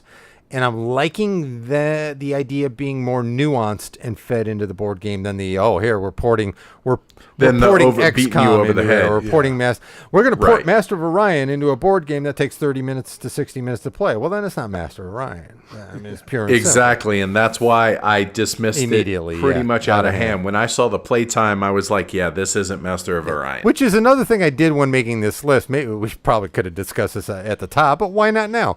Anything that was 30 minutes or less did not make this list. So if you made a great 20-minute card game, yeah, well, I've got Arboretum and a slew of others, so it didn't make this list. When I discover that it's a great card game down the road after it's been out, I'll get a copy. But this list for me was about these big games or these medium games that we were going to spend 60 bucks to 100 nowadays. In our little secondary list, kind of like off the beaten path type stuff, I have one of those smaller card games on there, but there's a track record behind it. It's not it's just like an Arboretum that kind of came out of nowhere. This one has a track record, like I said. But no, I agree with you as far as that goes. Just this should be games with a little bit more substance, I think. So it's your turn. Speaking of which, moving on. So I alluded to it earlier, and this is the last Sierra Madre game. Does the that's on second my word list, start and with an R? It does not, actually. I thought it did. No, it's actually an expansion. It's Pax Pamir, Kyber Knives. This is the expansion to Pax Pamir. Come on. All right, go ahead. Hey, So full disclosure, Cole Worley is a friend of ours, the designer, and we played PAX Premiere originally at BGG-Con last year, and he taught us the game. And obviously that added a little something to it when you're learning straight from the designer. That was enjoyable. Right. But we kind of touched on PAX Premiere, and I understand that Eric's not a huge fan of it. The thing that I'm really excited about this is the fact that it kind of revamps the game and improves the game, but it also adds 60 new cards. So now the deck is getting to be Pax Porfiriana size, to where there's going to be a ton of cards that you just don't see for games and games and games, which it's going to give that even more replayability, which I haven't played the game enough to where I really need that. But that said, there are certain games that call to me as far as completionism, and this is one that very, very much does. And you had thought that it was going to be PAX Renaissance. Yes, I did. I'm not super keen on that time frame, that time period. Yeah. So I'm getting it just because I'm a Phil Eklund fan, but I'm much more interested in Porfiriana and Premiere than I am Renaissance. Okay. That makes sense. You could have warned us that you knew Cole Worley before we slammed his game. Eric. Yeah, I'm sorry. No, hey, not every game is for every person. Any designer would tell you that, right? That's right. Okay. Yeah, maybe. So I gather that this is not on either of your lists. We'll move on. It was definitely on my short list. When I made my list, I here's what I wrote. I wrote BIOS Genesis, and then I put the comment next to it, duh, obviously. And then I wrote the other ones, well, obviously as well. But what do I want to make? A Phil Eklund list? I mean, we could do that, but I wanted, the one that I'm really looking forward to, if push comes to shove and I have to spend some money on Phil Eklund's games, will be BIOS Genesis before these others. But eventually they will all get into my collection because I've been converted. I'm sold. It's like I've joined Scientology. It's the Phil Eklund cult. It's like Scientology. And if you try to get out, they will try to kill you. So right. I've seen the Phil Eklund fans. They're not letting you out once you're in. So I will get them all. I've heard stories. I will get them all. But I had to leave room for something different on the list, right? Yeah. So Renaissance. Renaissance was the one game that came close. I had it at number 12, and it mainly was because I really love Pax Porfiriana. I think Renaissance is trying to be the bigger scope game. It's like a more ambitious, more scoped game than the other two. Yeah. I just like the idea of Phil Eklund reaching for more scope. Here's the beauty of his games, it probably will turn out to be brilliant, hopefully. We've got the PAX line. We've got the Greenland Neanderthal thing. We've got the BIOS line. We've got High Frontier one day. One day, maybe. And then you have the someday. Older, like, Origins. Yeah. Right. And we can all debate these and the different lines and the different games within each line, but they're all really pretty cool games. And just as a group of games, if you didn't have anything else and you just wanted to play those over the course of several months, I don't think you can get bored. I think you just hop back and forth between these whole systems, and there's just so much to keep doing over and over again. And they're basically card games. So yep, and then you could even go all the way back to like Lords of the Sierra Madre and all that, which was like the precursor to Pax Porfiriana, because I know those have their fans, like they prefer the more experience as opposed to the gamification that some people are saying that Phil Eklund's going towards. But I think his catalog gives you a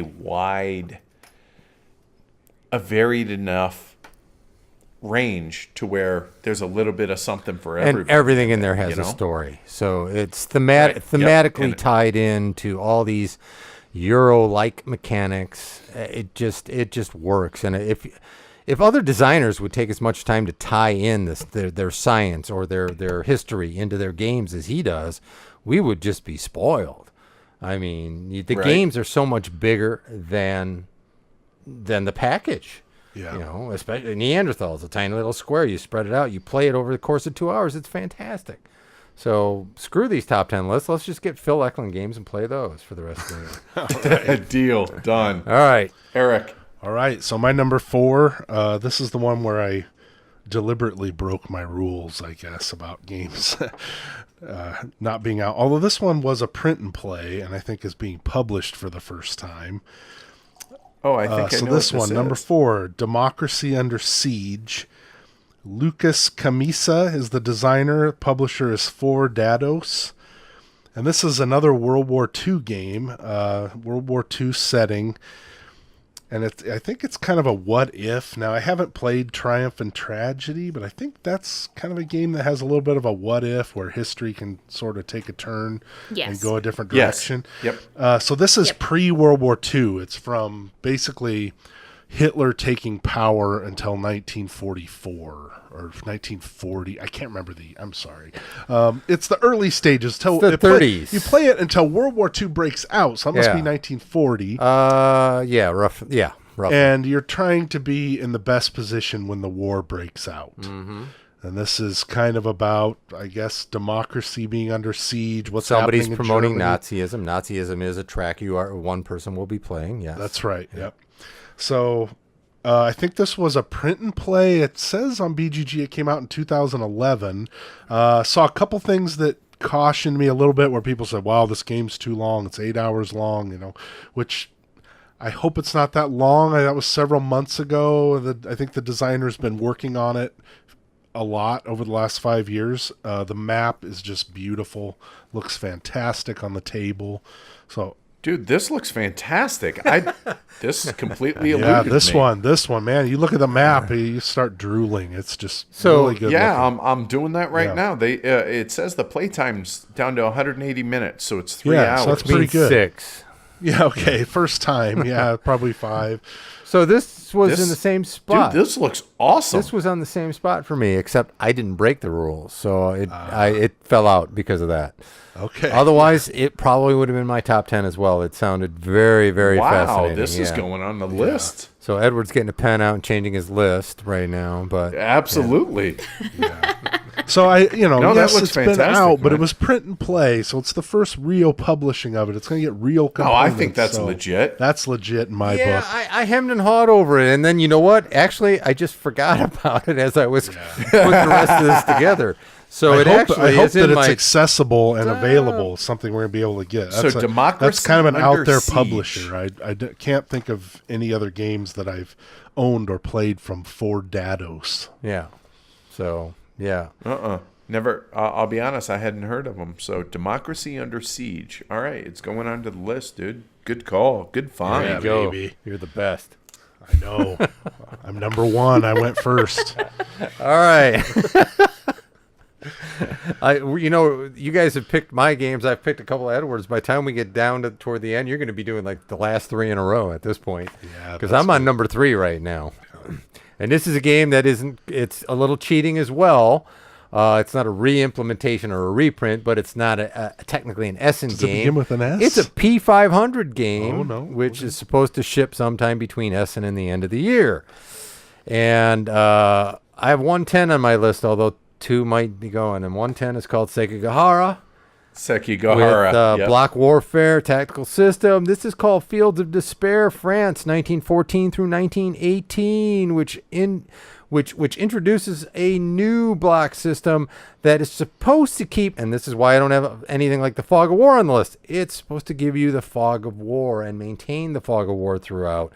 You have opportunities to split your blocks as you're moving or to put them together. There are decoy blocks worth 0 value. The values, rather than being 1, 2, or 3 or something like that in a lot of games, are from 0 to 20, I believe, is the value. So you have to do reconnaissance. You have to send your little flying little planes in the 19 teens over their area to see what kind of units are there, and you've got to maintain something to eliminate some of the Fog of War. It just sounds fantastic from everything I've read. There's a lot of deception going on, a lot of cat and mouse going on. It's supposed to simulate what it was like doing trench warfare in World War I. I don't think there's enough good World War I experiences in the gaming world. It's a GMT game by Kurt Keckley. Just the idea of taking block the block warfare, which I really enjoy in a lot of games, and then adding something new to it. And if it works, it should be incredible. It reminds me a little bit of like Marie and Friedrich, where you go in with the unknown.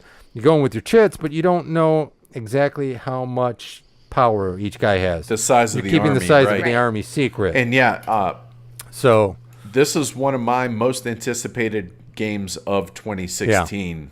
Period. And no, again, because of the way I time this as far as Essen only. That's the only reason it's not on my list. With it being World War I and being a block game, both of which I'm a huge fan of, and honestly, I have to give credit to Dan Carlin and his show Hardcore History. He did an awesome series on World War I on this, and it got me just absolutely fascinated about it.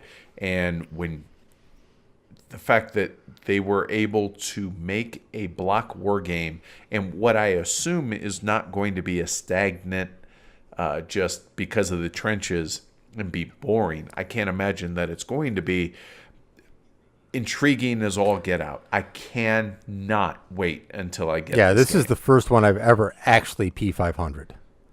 And I just did it because I just found it a few days ago and discovered it, and I'm like, oh, where has this been? This sounds fantastic. One of us. And there is from some of the stuff I read, I believe there will be multiple scenarios in this game, and there's a full campaign game. But some scenarios are trench warfare.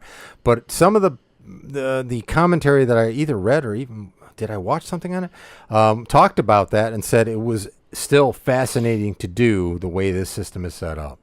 So the praise for it is almost up to the hype of some of these Euro games, but the praise is obviously coming from more egg-headed people who really love these type of games than the people with video channels. So there's a big difference in who's actually hyping this in my mind. So that gets me going more than anything. This was actually at one point number one on this list, but then because it's an Essen only list, I'm like, well, if I'm going to cheat, I'll just bump it to 3. But and honestly, this would have been, if it would have been, say, from now until the rest of the year, this would have also been my number one, clearly. Yeah. So this one, and just to go ahead, Eric. This one, because it wasn't on the Essen list, I didn't know about it. So I'm taking a look at it. First time I've seen it. It definitely looks interesting. So I'm into it. I'm into the theme. I'm into the map. And I'm into GMT in general, so good stuff. Yeah. There's another, and kind of give me a little latitude here. There's another game that recently came out. I think it's by Compass Game or Legion Games. I can't remember which. Called The Lamps Are Going Out. I think it's Compass Game, and it's one that I was really excited about. It's a card-driven game based on, set in World War I as well. And there wasn't a ton of info, and I hemmed and hawed about actually pre-ordering it. Decided not to. I wanted to wait till I got some kind of feedback, and I ventured over to ComSim World. God bless them. I hate that place. How impossible to navigate it is. But anyway, the reviews and session reports and stuff that I was reading over there said the game's fantastic. So that's another World War I game that's recently. Well, we do have a person in our group with a copy of that. So if we can convince him to actually read a rule book and cool. play one of his games once, other than the Dutch Revolution, we might actually have to play this. So. All right, and that was Fields of Despair. Yeah, and the other reason I put this on here is GMT doesn't do Essen releases. Correct. I have no GMT games, even though if you look at my anticipation keep list, there's a ton of them. There's like 20 so they just don't play that game, so should we leave them out releases. because they don't play that game? No. We give a brother a break on this show. Fair point. All right. It's funny watching him move after he talks on the screen here. You're like delayed. Oh, he's laughing now. Oh, he's probably done. Now he's back to laughing. Go ahead. We recently reviewed a pretty obscure game called Panthalos. Yeah. And we thoroughly enjoyed that game. Well, the same designer Bernd Eisenstein in Iron Games is coming out with another Dice as Workers game called Phalanx with 2 X's. Alexander the Great, and a designer who, I really dug his last game. I'm willing to give this one a shot. It's as simple as that. The artwork, again, kind of but I really enjoyed the mechanics of the game, so I'm willing to give it a shot. Pretty much simple as that. Just, I don't want to, there's just not a ton of info out there. I can read the little blurb that's here on BGG. It says, Alexander the Great has conquered a vast empire, but his power is now waning and the time is ripe to compete for his inheritance. Each player leads one of 4 competing factions that are ready to rule the vast empire. To do this, you must become the most powerful faction by reinforcing your troops, ensuring sufficient supplies, and occupying the most important cities in Oasis. All right, cool. That tells me almost nothing. But the map looks pretty cool. And I briefly perused the rule book, and this game has dice. You roll the dice, but it's universal as far as how they affect people or how they affect players, which if you're going to have dice type stuff that isn't a war game, that's kind of how I like it implemented. And I'm just super excited to check out his next game. I remember, and hopefully it will keep it from becoming as obscure as Panthelos was. I remember seeing it. I looked at it briefly, and like you said, it didn't look fantastic presentation wise, so it fell away early on my list. But I do recall seeing it. But I haven't played Panthelos either, so I have not many no people pedigree have. to go by. So there really, as you say, there's not enough information for me to put it on a list. Yeah, I did think the map looked good. The map drew me in. It kept it into a late comer on my list. Is this the same guy that designed Peloponnese? Or do I have that totally wrong? Or Peloponnese or whatever. Yes, it is. Yeah, it's the same guy. Yes. So I have that Peloponnese, the card game, which we played. That one fell flat for me. Obviously, I'm not judging all of his games there, but part of it was kind of like, well, okay, I don't know if this will make top 10, but it does look cool. It's very colorful. Lots of colorful pieces on a beautiful map. So he's got Peloponnese and Panthelos. Same guy? I thought it was Panthalos. Panthalos? Yeah. All right. Well, I'll wait for Pantaloons. I'll wait for the game Pantaloons. Pantaloons, okay. My friend Brian calls it pantyhose. Pantyhose. That'll be game 4 in the series. Nice. Right. All right, Eric, what you got? All right, my number 3. This game, it's red. And I've seen red? Yes, I'm. Is that the name of it or the color of it? I had no idea. I can smell red. I can smell red. You can smell red. Yes, it's more names I can't pronounce, but I can pronounce the name of the game. It's Martians: A Story of Civilization. Not to be confused with Mars, whatchamacallit, Robinson Crusoe. Or there are 17 different Terraforming Mars, or Mars in Your Eyes, or Let's All Go to Mars and Eat Ice Cream. Any of those games, sure. Yeah. Whatever. So this one's by Gregors Okilinski and Krzysztof Wolicki from Red Imp Games. This is coming out. Another publisher I'm totally unfamiliar with. It's an economic worker placement game. It's about colonizing Mars. It has kind of a neat mining mechanic that happens in the center of the board with some hidden tiles. And as you move through there, I think it seemed like a game where if you have multiple plays, you start to gain knowledge of those tiles. You start to be able to deduce what's left on the board and what directions you might want to go as you play it more. Ricky Royal, Box of Delights on YouTube, has a video for this game, but I watched the video and it was kind of scattered. I mean, it was kind of like, oh yeah, and there's over here, there's solar panels, and then you can make food over here, and then, oh, this guy, he's digging for stuff. It was kind of hard for me to really follow the flow of the game from the video, but It looks cool. I like the theme. It's a space game. I'm going to try to get on the table with Jim. That's always an interesting challenge. Interesting results come from that. But yeah. So this is Martians: A Story of Civilization, or Martians, a fist and fight. it's a co-op though, is it? Well, not? that's the other thing that made me a little bit of a yellow flag. It's a solo. It's a co-op. It's a competitive. It's a semi-co-op. You can play it many different ways, Okay. and there's different And components that was that come into my the game. hesitation whether to you it. have like individual objectives or group objectives, things like that. Yeah, I watched Ricky Royale's video. There's another video All right. out there of it as well. It was high on my list of like, this looks good, and I started watching the videos, which are pretty much both Kickstarter previews for it. Went to Kickstarter page. Those are the only two things on there, I believe, when I looked at it. As I delved more and more into it, it slid further and further down. I got a little bit more flat feelings about it. So good. That's exactly how I was like, oh, that looks good. Exactly. Oh. And so that'll be one you'll pick up when it comes out, and we'll play it and look for that in Eric's spring auction. So just to let you know. Yeah. All right. Anything else you want to say about that one? That's your number 3. I don't think so. But I do think that video I saw didn't really do the game justice. No, it didn't really tell me much. But about how neither the game one I flowed. watched did it. Yeah. Did it gave me enough to turn me on to it. Yeah. You know. I like red. Okay. Looked a little more orange to me though. But. Okay. It did have an orange hue, I thought. All right, Eric or Jim. I have what you one got more on the next? list, seeing as you guys kept taking And I do mine, too. and then Eric will finish this gosh, off I with have 2 two in a row. left. And I can guarantee I'm not taking one of Eric's with this one, and probably I can almost guarantee I'm not taking one of yours, and I can probably guarantee that maybe the heavy cardboard listeners want to turn this off for the next 2 minutes.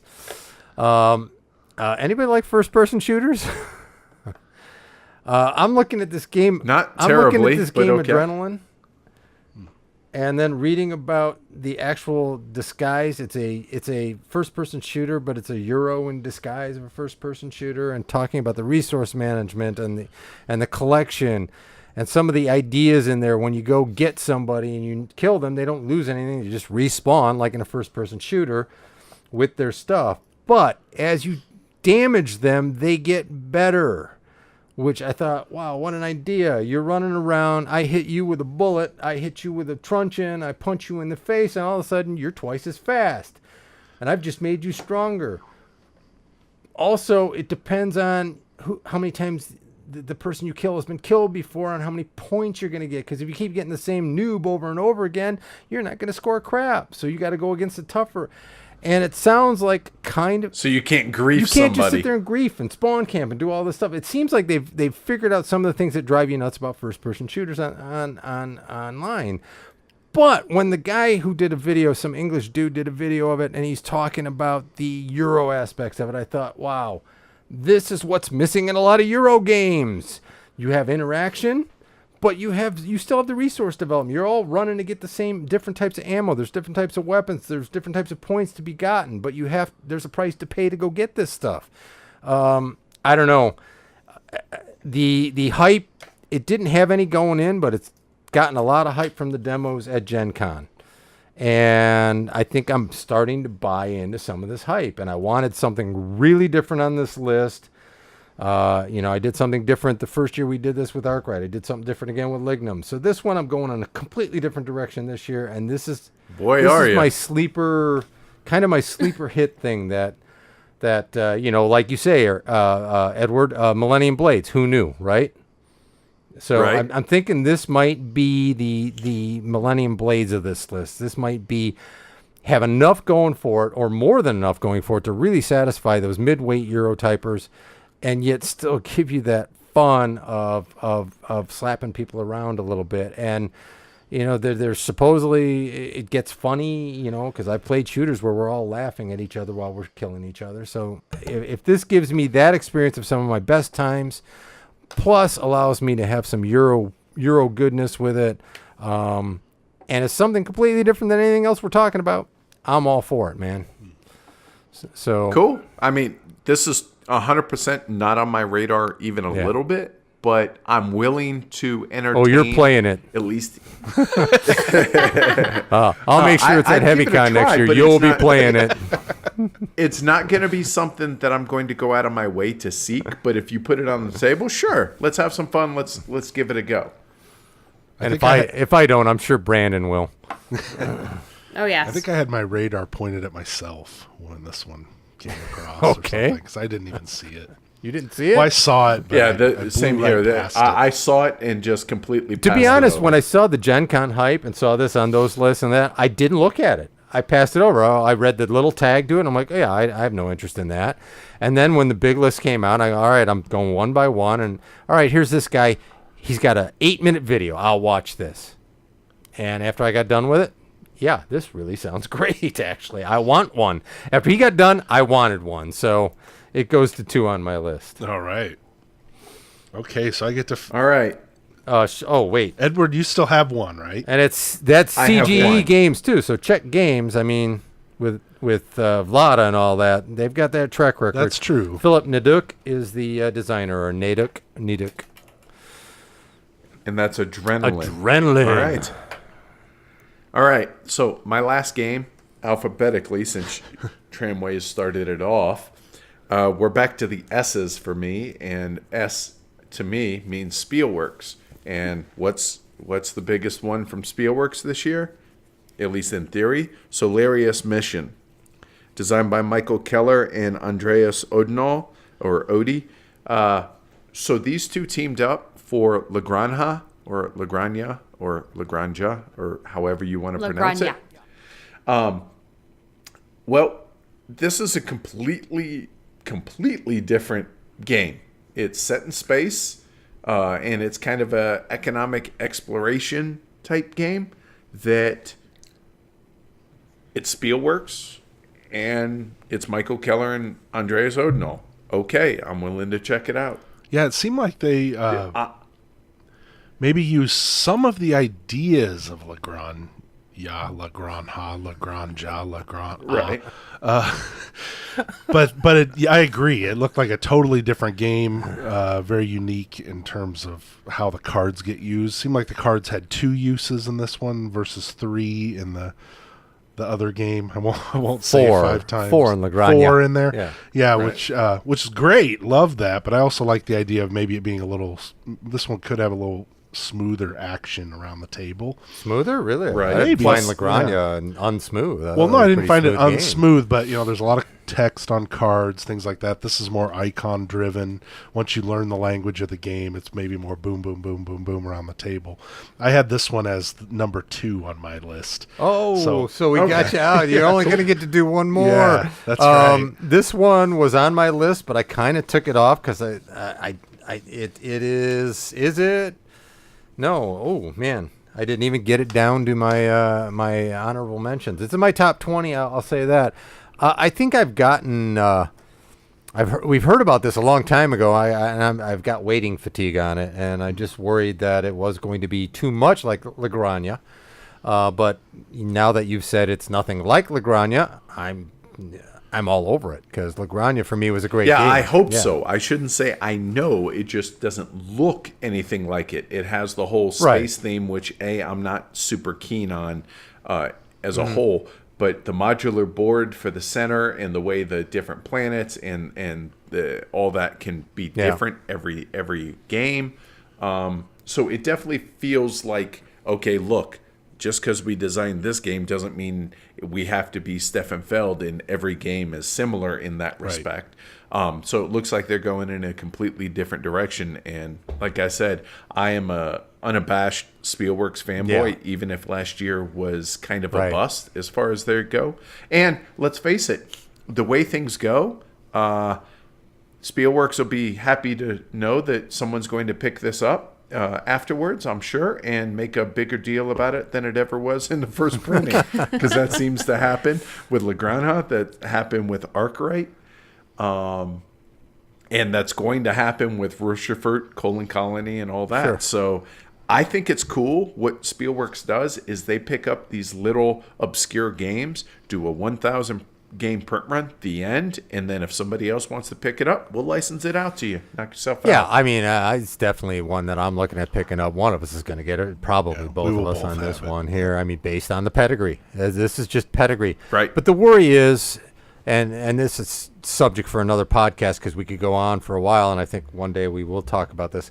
It's just, are we reaching the critical mass? When do things start just being more of the same all the time? And And so that's my worry. I'm starting to get to the point where, yeah, I like this. The idea is great, but is this more of the same? Is this Lagrangian space? If it is, will I love it? I don't know. Will I need it? I don't know. But hopefully it's not, and it gives us some new stuff. Yeah, the board play on this one looked more involved and interesting. I liked the Luna center part of the Lagrangia board and the race element on the different tracks, but this one with the planets and kind of going around setting up your space, it just seemed like there's more going on in the middle of the table with this one, so I appreciated that as well. And in the end, all this is best guess. That's right. I mean, we don't know these games. I mean, the exception being like Crisis, which we've gotten to try. Outside of that, I don't think that any of us have actually tried any of these games. No. So this is best guess. I mean, let's face it. 75% of this is probably going to be meh at best. Yeah. Well, the hope is it's not, but right. But reality, it's a bell curve. 75%. Right? You're going to have some that are really bad, some that are really good that surprise us, and most is going to fall in that game on a pile of games range. Yeah. Well, if we each came up with 3 great ones, that's a good ratio, I think. Then we're winning. That's right. So I came up with a great one. So does your number one, is it designed by a guy whose first name starts with a U? I'm not talking to you. I was just going to say that. Are we obvious? Captain Obvious? I have a game on my list I've tried. I've tried it over and over and over again. Okay. I've played different versions of this game in the past. Okay. All right, here we go. This is A Feast for Odin. Yes, here we go. Which I was going to bring up the fact that really none of us had that. No, it's on there. No, it's on his list. I'm just kind of surprised. I knew it would be on his list. I didn't think it'd be number one, but it's number one apparently. Yeah, it made it to number one. All right. Well, tell us why it's number one, Mr. Caverna. Oh, well, so Uwe's kind of it's interesting. He doesn't always hit home runs for me, but he went from Agricola to Le Havre, which were tighter, more stressful games, and then Ora et Labora was the first game I think he had that was really kind of more of an open environment, open world, pick your path through the game. You probably can do stuff without interacting with other players so much. And since that point, he's kind of pursued that track. When Caverna came out, I think it suffered largely for me because Agricola already existed. It's like, it's kind of the hype. It's so much like Agricola. He's tweaked the Agricola system. Well, the hype was it made Agricola, it fired Agricola. Agricola can go away because Caverna is the best thing ever. Yeah, that's right. It wasn't. No, they're completely different animals. They're completely unrelated. They are different. They are different. I mean, there's some of the same elements in them, but I sort of feel like I was disappointed by Caverna largely because I had it lumped in with Agricola so much. And it's like, Agricola is superior to me. Why would I play this over Agricola?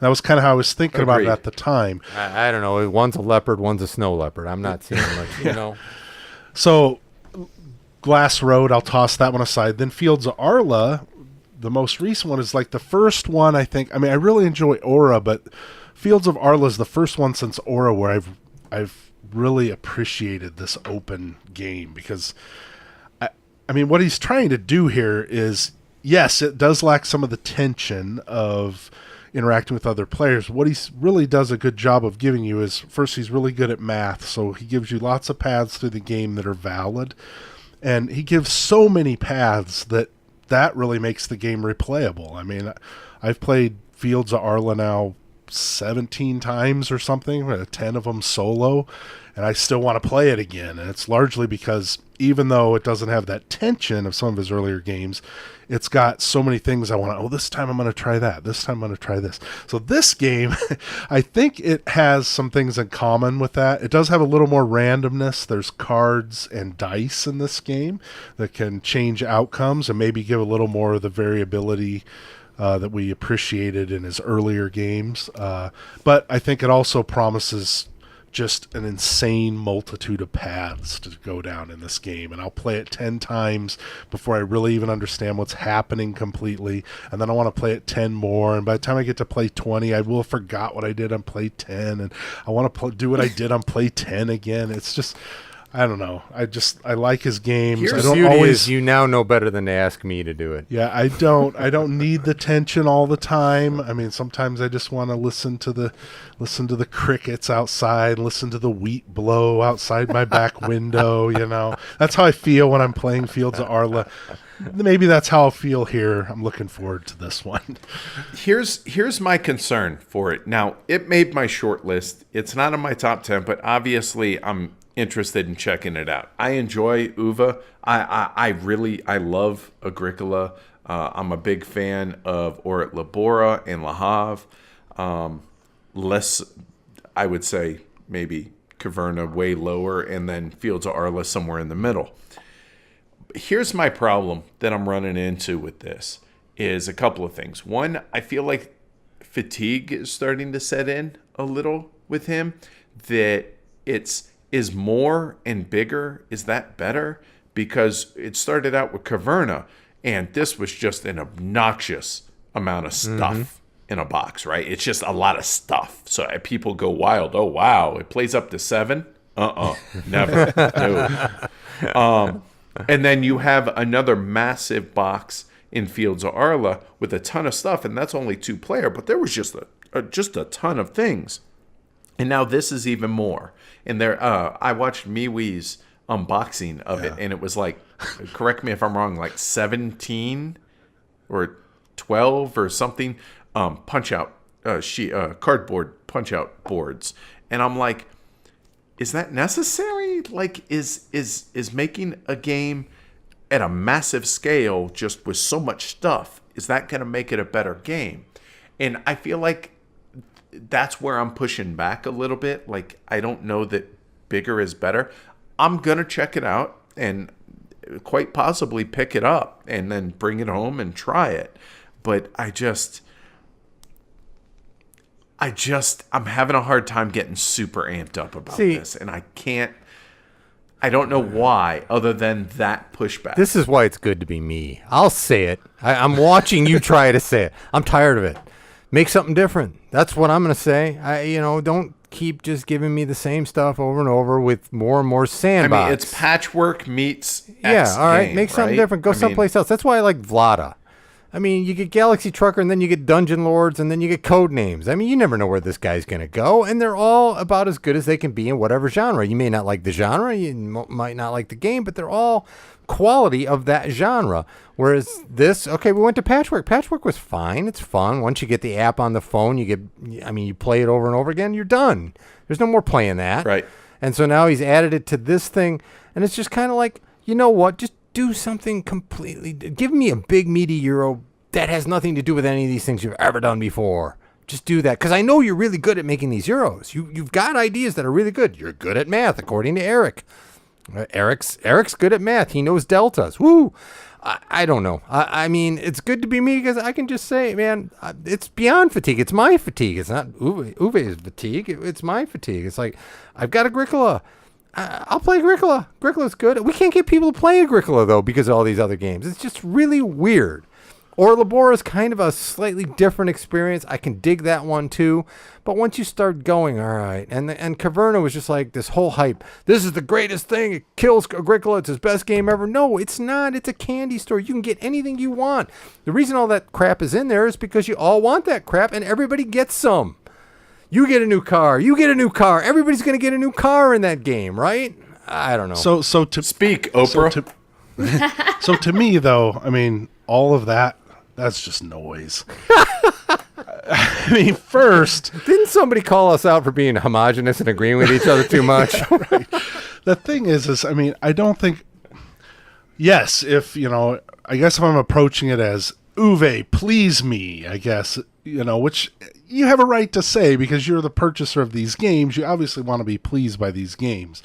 Or everybody said this game was going to be so great and it's not, Well, all that has nothing to do with Uwe himself, which with Uwe, I believe that what he's doing is what he believes in. And it just, it's his design. And it's what he's And good it's at. what he's good at. That's Yeah, exactly That's it. right. And I don't think necessarily he sets out to go, oh, people I don't like blame him. Caverna. No. I'm going to make an even bigger game than I'm not- Caverna, you know. I'm not blaming him either. I'm just not getting on that train. Yeah. And that's fair. I understand Right. that. And I think Whereas Yeah. I'm more like trying to get in Uwe's head, and it's like I can really appreciate what you're trying to do. This is like your Van Gogh work. Here's here. the Nobody understands you, man. I do. I like you a lot. Here's the stupidity of the situation with all these games. From Agricola on, we kind of agree Agricola is it. We've never played Agricola together. That's right. All right? That's right. So, because all this other crap gets in the way, and I'm like, dude, we both have Agricola with Farmers of the Moor put in there. What more do you need if you want an Uwe experience? Let's do that one. I Feed your agree. people. Just feed your that's people. That's the pinnacle of Uwe right there. So, I don't know. I mean, you could have done your number one a little better by having it a joint Uwe Feld one, and then we really could go to town. Yeah, I thought about You it. kept filling up your list somehow, and I don't know. I was waiting for it. I've got a whole page. Oh, so of that's insults. interesting. All of us had him not the what is it? It's Oracle of Delphi. Oracle at Delphi. Oracle of Delphi. Right. And I'm which so is a stereo company. Who right? cares, man? The Oracle of Delphi. It's just Does it have resources? I'm Yes. over Does it it. have dice? Yes. Okay. Do you roll the dice and then go get All right. resources? Yes. Okay. So, all right. So I know we all have Any extras to mention? Kind of, yeah, like stuff that might not have been top 10 or off the beaten path. I have I have I one. have a total- Oracle of Delphi. Number 13 on my list. Can't wait. you And can't you're wait playing for it. Yeah. All right. But tell us about the recent, 5 Feld games you bought that you couldn't wait for that I'm playing. How many of those have gone in auctions, and how many are in the next auction? It's 2. It's I don't remember the La Isla. La Isla. gone. Oh, that was gone Aquasphere quick. Gone. Aquasphere gone. I'm How about cool with Rialto? those. How'd that go over? That was okay. Blah. And what's the one with the tower from that's Shogun? right, How'd that one Amerigo. do? Amerigo. And what else is there? I don't know. We don't even remember Bora Bora anymore. Come on. You know, if I want to play Feld, I'm going to go play Castles of Burgundy. Back in, So, I don't know. All right, go ahead. That's your 13. There you go. I have a very special off the beaten track list. And this I have 4 games. all for right. mine. Well, but I have two lists. I mean, I just went to 15, so I have the 5, but I have a special 3-game list. A very All right, very what you got? special one. This is for a friend of ours named Brandon. Brandon does a podcast called Braun Brothers, and these are games to play when I'm stuck in an elevator with him. Because 17, 14 case. no. These are games to be nice to him. These are games that are coming out, right? These are games that haven't come out yet, but are coming out. And I'm taking Brandon in consideration. He did mention on his podcast after HeavyCon that he would like to be stuck in a elevator with me if given the choice, because I'm funny, because I'm old and tell people to get off the lawn or something like that. So. These are games for Brandon. The first one is The Perfumer, because it's going to be a long 6-8 hours in there. Scratch and So we're going to sniff. have a scratch and sniff game, so we don't have to put up with each other as much, right? The Perfumer. Then it's Wongamania, Banana Economy. Because maybe I could trick him into playing something that might be heavier than he thinks it is, because it's called Wongamania, Banana Economy. Exactly, but that's an economic It is an game, economic and game. That caught me by surprise Yes, when I and saw that. I was like, wait, this is a legit It actually game. doesn't sound too bad. It could actually be legit. I wouldn't mind trying a copy. And then I'll be bringing one back. okay, with there you me, go. Don't worry. And number 1 on the list, you'll have to bring back, and well, I'm sure Brandon will get these games. Have you seen the games he gets? He'll get this one. This one is the number 1 game. This almost went number 1 on my regular list, and that's Katak. Short for Cat Attack. It's cats playing volleyball. I mean, come on. It's cats playing volleyball. What more do you want in a strategy game? So there you are, Brandon. When we're stuck in that elevator and you don't think I'm funny anymore, we got 3 games to really go at it here off the beaten path, okay? wow. Eric, I'm having fun. Well, let's see. The one I can add, I actually have a mission. For Don't you have the Oracle Delphi at 11 and 12, 13, too? yeah, it's at 13, 14, and 15. No, I have a mission for Edward, though, when he goes to Essen. okay. I'm going to need you to do one thing when you go over there. That's to get the designer of The Perfumer and the designer for Who Soiled the Toilet together. I want to see them come together to make a game. Use the scratch and sniff of the perfumer to go with Who Soiled the Toilet. Let us know how it goes. Oof.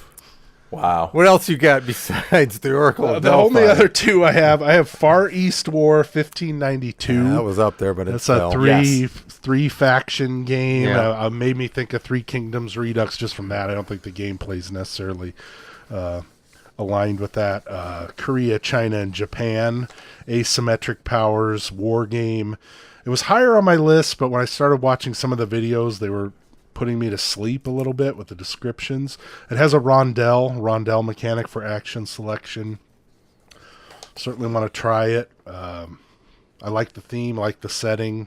Also on my to-try list. And then the last one I had, which I thought was coming out at Essen, but you probably know more than me on this, Edward, and that's Railroad Revolution from What's Your Game? I know it's in play testing, and so that tells me if it's not at the printer right now, there's no way it's going to be ready for Essen. That's right. At least it's not. They're not going to. At least that's my guess. So these are the designers of Jean Guo.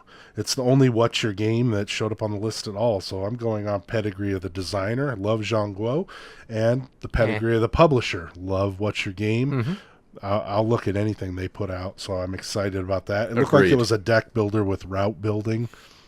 Probably, hopefully a little bit heavier game, not something like Trains, which was a fine game, but not what I'm looking for at this point. That was all I had for my list. All right. So I have 4 real quick that are, all 4 of these are off the beaten path, so to speak. The first one is called The Flow of History. There it is. It's right there. I was going to talk about that. Yeah. Go ahead. It's designed by Jesse Lee, who's the same designer as Ponzi Scheme. But it's a Civ game that, it's got some meat to it, apparently. It plays 60 to 90 minutes. It's published by, I'm going to butcher this. Is it Moa Ideas? Moa Ideas Game Design? I don't know because I didn't write it down. It wasn't my top 10. But anyway, it's I believe they're somewhere either in China or in the Far East. They're in the Far East, yes. It's a Taiwanese guy who designed it, but it's not him publishing it. But it looks beautiful, and it looks kind of a, not a Through the Ages, but a very abstracted civilization game that I love auctions and I love Civ games, and this has I got the Through the Ages feel from it, definitely. Through the Ages in an hour was what I was feeling from it. Well, I have one concern about it. I'm digging on it the same. It has some ideas with the bidding process, and also money that goes to the bank can be taken by players. So it has some kind of like auction mechanic, like Castle's Mad King Ludwig or something like that, which is a great idea as far as I'm concerned. The only thing is there's 67 cards from the list of components. There are 67 cards. So you're doing Civilization with 67 cards, makes me worry a little bit. But if there's expansions, and it plays up to 5 players. So, but once you learn those cards, it could be. Look at how many cards are in Through the Ages, and when people learn them, that becomes a different game. So, that's my only worry. But the idea, everything I've seen about it looks good. It's a smaller scale game, so I can understand that, and it's not going to be a game that you're going to break out, I imagine, as often as something like Through the Ages. So, yeah. I have the same concern, but again, I think the price point on this is $25. So for what it is, I'm looking forward to it. If it does for Through the Ages, what 13 Days does for Twilight Struggle, I'm in. That's a win, right? So my next one. So earlier, Eric, I had mentioned the difference between Fog of War and The Fog of War. This one that I'm talking about is Fog of War. It's designed by a guy, Gavin Birnbaum, and published by Cubico Games. It's an abstract, hand-carved little tank battle game, wooden tank battle game that I happened to stumble across this thing that said, hey, there are 15 copies that this guy is hand-making for Essen, and the price was relatively cheap, and I just dig the look of it, and I was like, okay, So now there's 14 copies. You just wanted to be one of those Essen. guys that comes and go, I got something you all don't have. Nah, it's not Oh, even yeah, about that yeah. It'll be entirely. You'll be talking about this all the way to next HeavyCon. Yeah. So anyway, it looks kind of cool. And I find that there were certain abstract games that just grabbed me, and this one just really looked cool. And the little hand carved tanks look cool. The end. Yeah, I thought the wood board, Fog of War. with the hex carvings on it looks really neat too. I mean, the whole set looks. It fantastic. does, doesn't it? Yeah. Yeah. So Eric will give you money to bring thought it home looked another cool. one. So on that same note, for an abstract type thing, there's a game called Ninja Arena. I looked at that. And that just looks cool, dude. It's almost like a building block, like a miniatures game, but without miniature terrain, and it's on a board that the players build. And it's miniatures in a sense that there's little, like, they look like little pewter dudes or whatever. And it caught my eye. I was like, that looks striking on the table. That looks just cool. And so it's one that, I mean, it's only a 20 to 40 minute game. So it's not something that's going to, dominate a night. It's basically filler. But a miniatures filler game, I don't know of any of those. And it looks cool. So there you go. Yeah, I took a look at that. I didn't know if this was the forum for it, but you throw it out there, so I'm happy to see that. So there's one game that none of us have mentioned. I think it's probably number 16 on his list. It was number 11 on my list, and I didn't put it out on in the top 10. And I think it could be in the top 10 on all lists unless I'm wrong. And that's the Key to the City, London. Yes. The London Keyflower. Yep. Right. I mean, this game looks yeah. incredible. This game is going to be probably an automatic purchase for both of us. And for me So as well. it's really weird because it's re-implementing something, and there is word that it is different enough to warrant it, and because From Keyflower, you and mean? because I Right. went off on Uwe and all that stuff, I'm leery to put it on there, but the Keyflower thing's been there forever. We played the crap out of Keyflower, added some of the expansions, played that. This adds in reality to that system, and you're building London or districts of London, and if you've got 80% of what Keyflower is and doing it in London, how can that be bad? Yeah, I'm sure it'll be a good game. It was 16 on my That's list. exactly how I feel. I'm sure it'll be good. I keep reading that it's a later version of Keyflower. But I've read and refutations to that as well. I have not, Yeah. so that's good to hear, to be honest. But my thinking on this goes in the exact same thing that you just said regarding like a Feast for Odin. Is it more, am I going to want to break this out, or am I going to want to break out Keyflower? And so that's my hesitation. Yeah, I can see that. And Yeah. so but let's face it, when I'm over there, I'm going to buy it. I mean, and I the only thing I'll bring up about it here, I do wonder, since Richard Breeze has a partnership with Game Salute, I wonder if that's still going to go down with the lawsuit against Mr. Yarrington. Oh, I think the term is Schadenfreude. I don't know anything about that. I stay out of the news, man.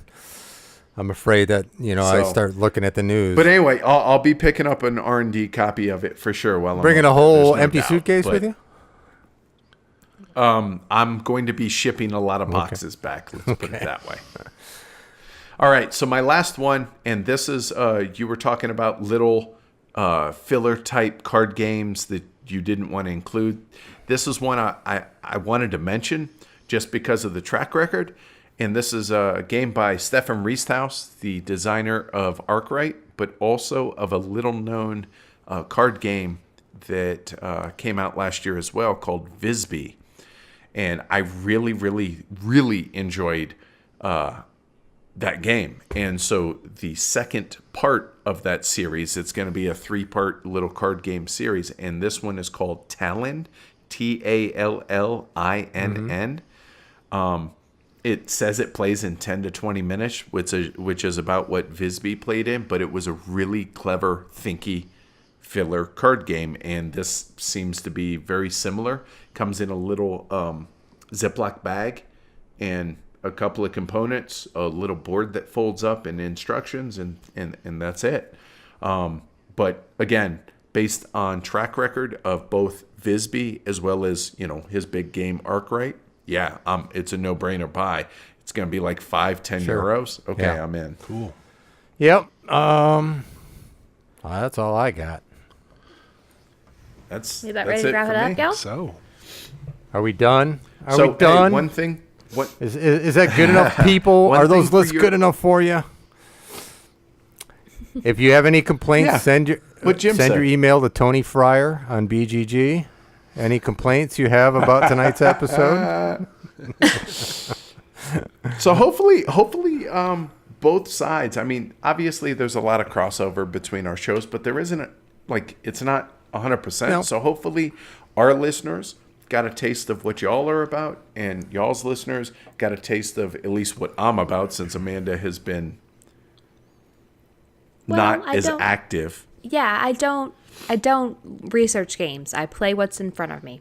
So this is not my cup of tea. It's probably... But we appreciate you trying to moderate. It's a different experience, too. You just get it thrown in front of you, and you have to respond to that. So we're all researching ahead of time, so you're actually coming at it from a different angle. That's gotta be a little weird. Yeah.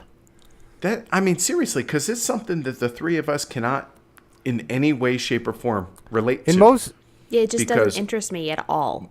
Well, no. What I mean by that is, all three of us, whenever we sit down to play a game, it is, I imagine, pretty rare that you haven't at least heard of it or know something. It's pretty rare that we haven't at least looked at the rule books.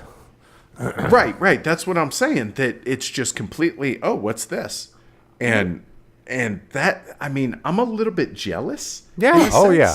That you get that sense of awe and that sense of excitement of it being completely new and foreign, and just, what's this? It's like or Christmas. That sense of anger, like with Clinic. I'm not playing this anymore.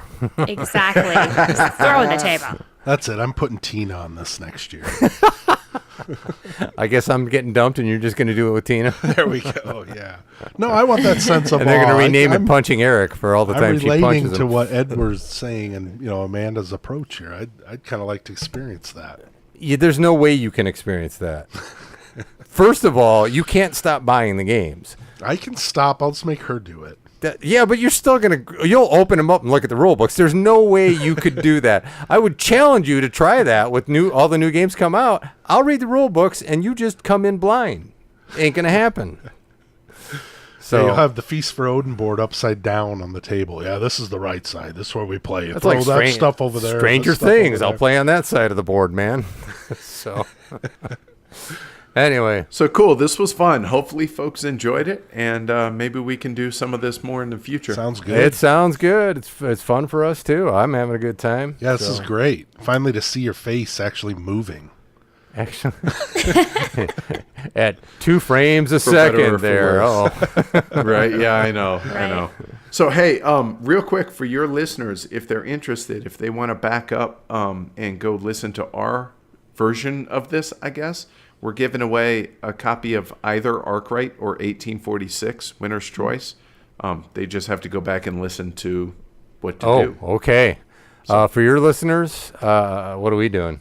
We're going to talk about whiskey. Them give us the game that they get from him. Yeah, you're going to give us the game you get from our listeners. Right. Because you guys are drinking Stranahan's. We're drinking Colorado whiskey in honor of you guys and Mr. Von Minden. God, Von Minden. Mark. Man, I need another drink. I've had one dram, and it's just Mr. Von Minden turned me on to this at HeavyCon. So it is excellent whiskey. Very good. I'm surprised how good this is. They can't call it Scotch, but it is a single malt. So we'll probably talk about it on our intro. Or we probably have talked about it on our intro. Good. Because this is I think you time-wise. right? I'm breaking time here. That's right. So, no, we had fun. All right, guys. Well, we did it as well. All right. Well, no thanks, outro? guys, You don't have a big prepared outro there? I don't. I didn't write man. anything for an outro. I wrote that big, long intro. We just gave you 2 hours. I've been busy listening and such. My bad.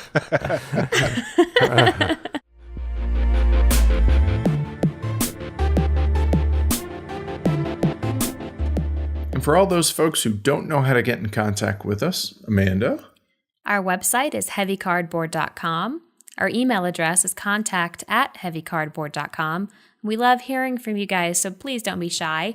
Our Twitter handle is @heavycardboard. Our Facebook page is Heavy Cardboard. Our YouTube channel is Heavy Cardboard Vids, VIDS. Our Instagram is Heavy Cardboard. Our Patreon is patreon.com/heavycardboard. And our BGG guild number is 2044.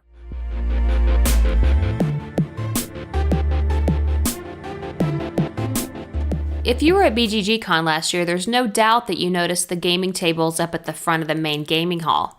Some of you may have even had the opportunity to play on one of the tables. I was, and after playing on one, I had a very hard time going back to a normal table. Everything from the convenient cup holders to how easily and comfortably my arms rested on the rail made me want my own. Those tables were from BoardGameTables.com. The company is run by a friend of the show, Chad Deshawn. Do us a favor and head on over to BoardGameTables.com and take a look at all of the ways you can customize your own gaming table, from the size, type of wood, all the way down to how many cup holders you want. African mahogany, Carrington stain, navy top, 4 slide-out cup holders. That's my dream gaming table. What's yours? You don't need a gaming table, but wouldn't it be fun to have your own? Check out BoardGameTables.com to begin creating your own table and let them know Heavy Cardboard sent you.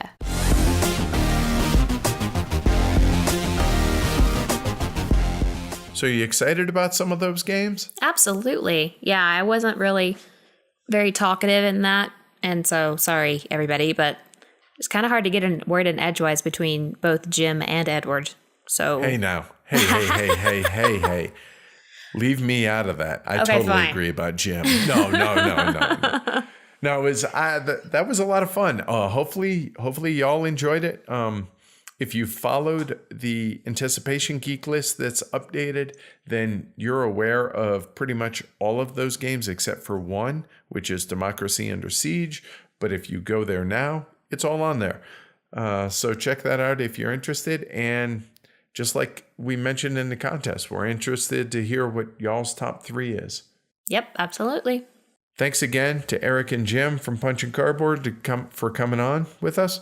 And let us know what you thought. We're anxious to hear y'all's thoughts. You got anything else? Nope. All right. We'll catch y'all in a couple weeks. Talk to you later. Bye. Bye. Have a good day, everybody.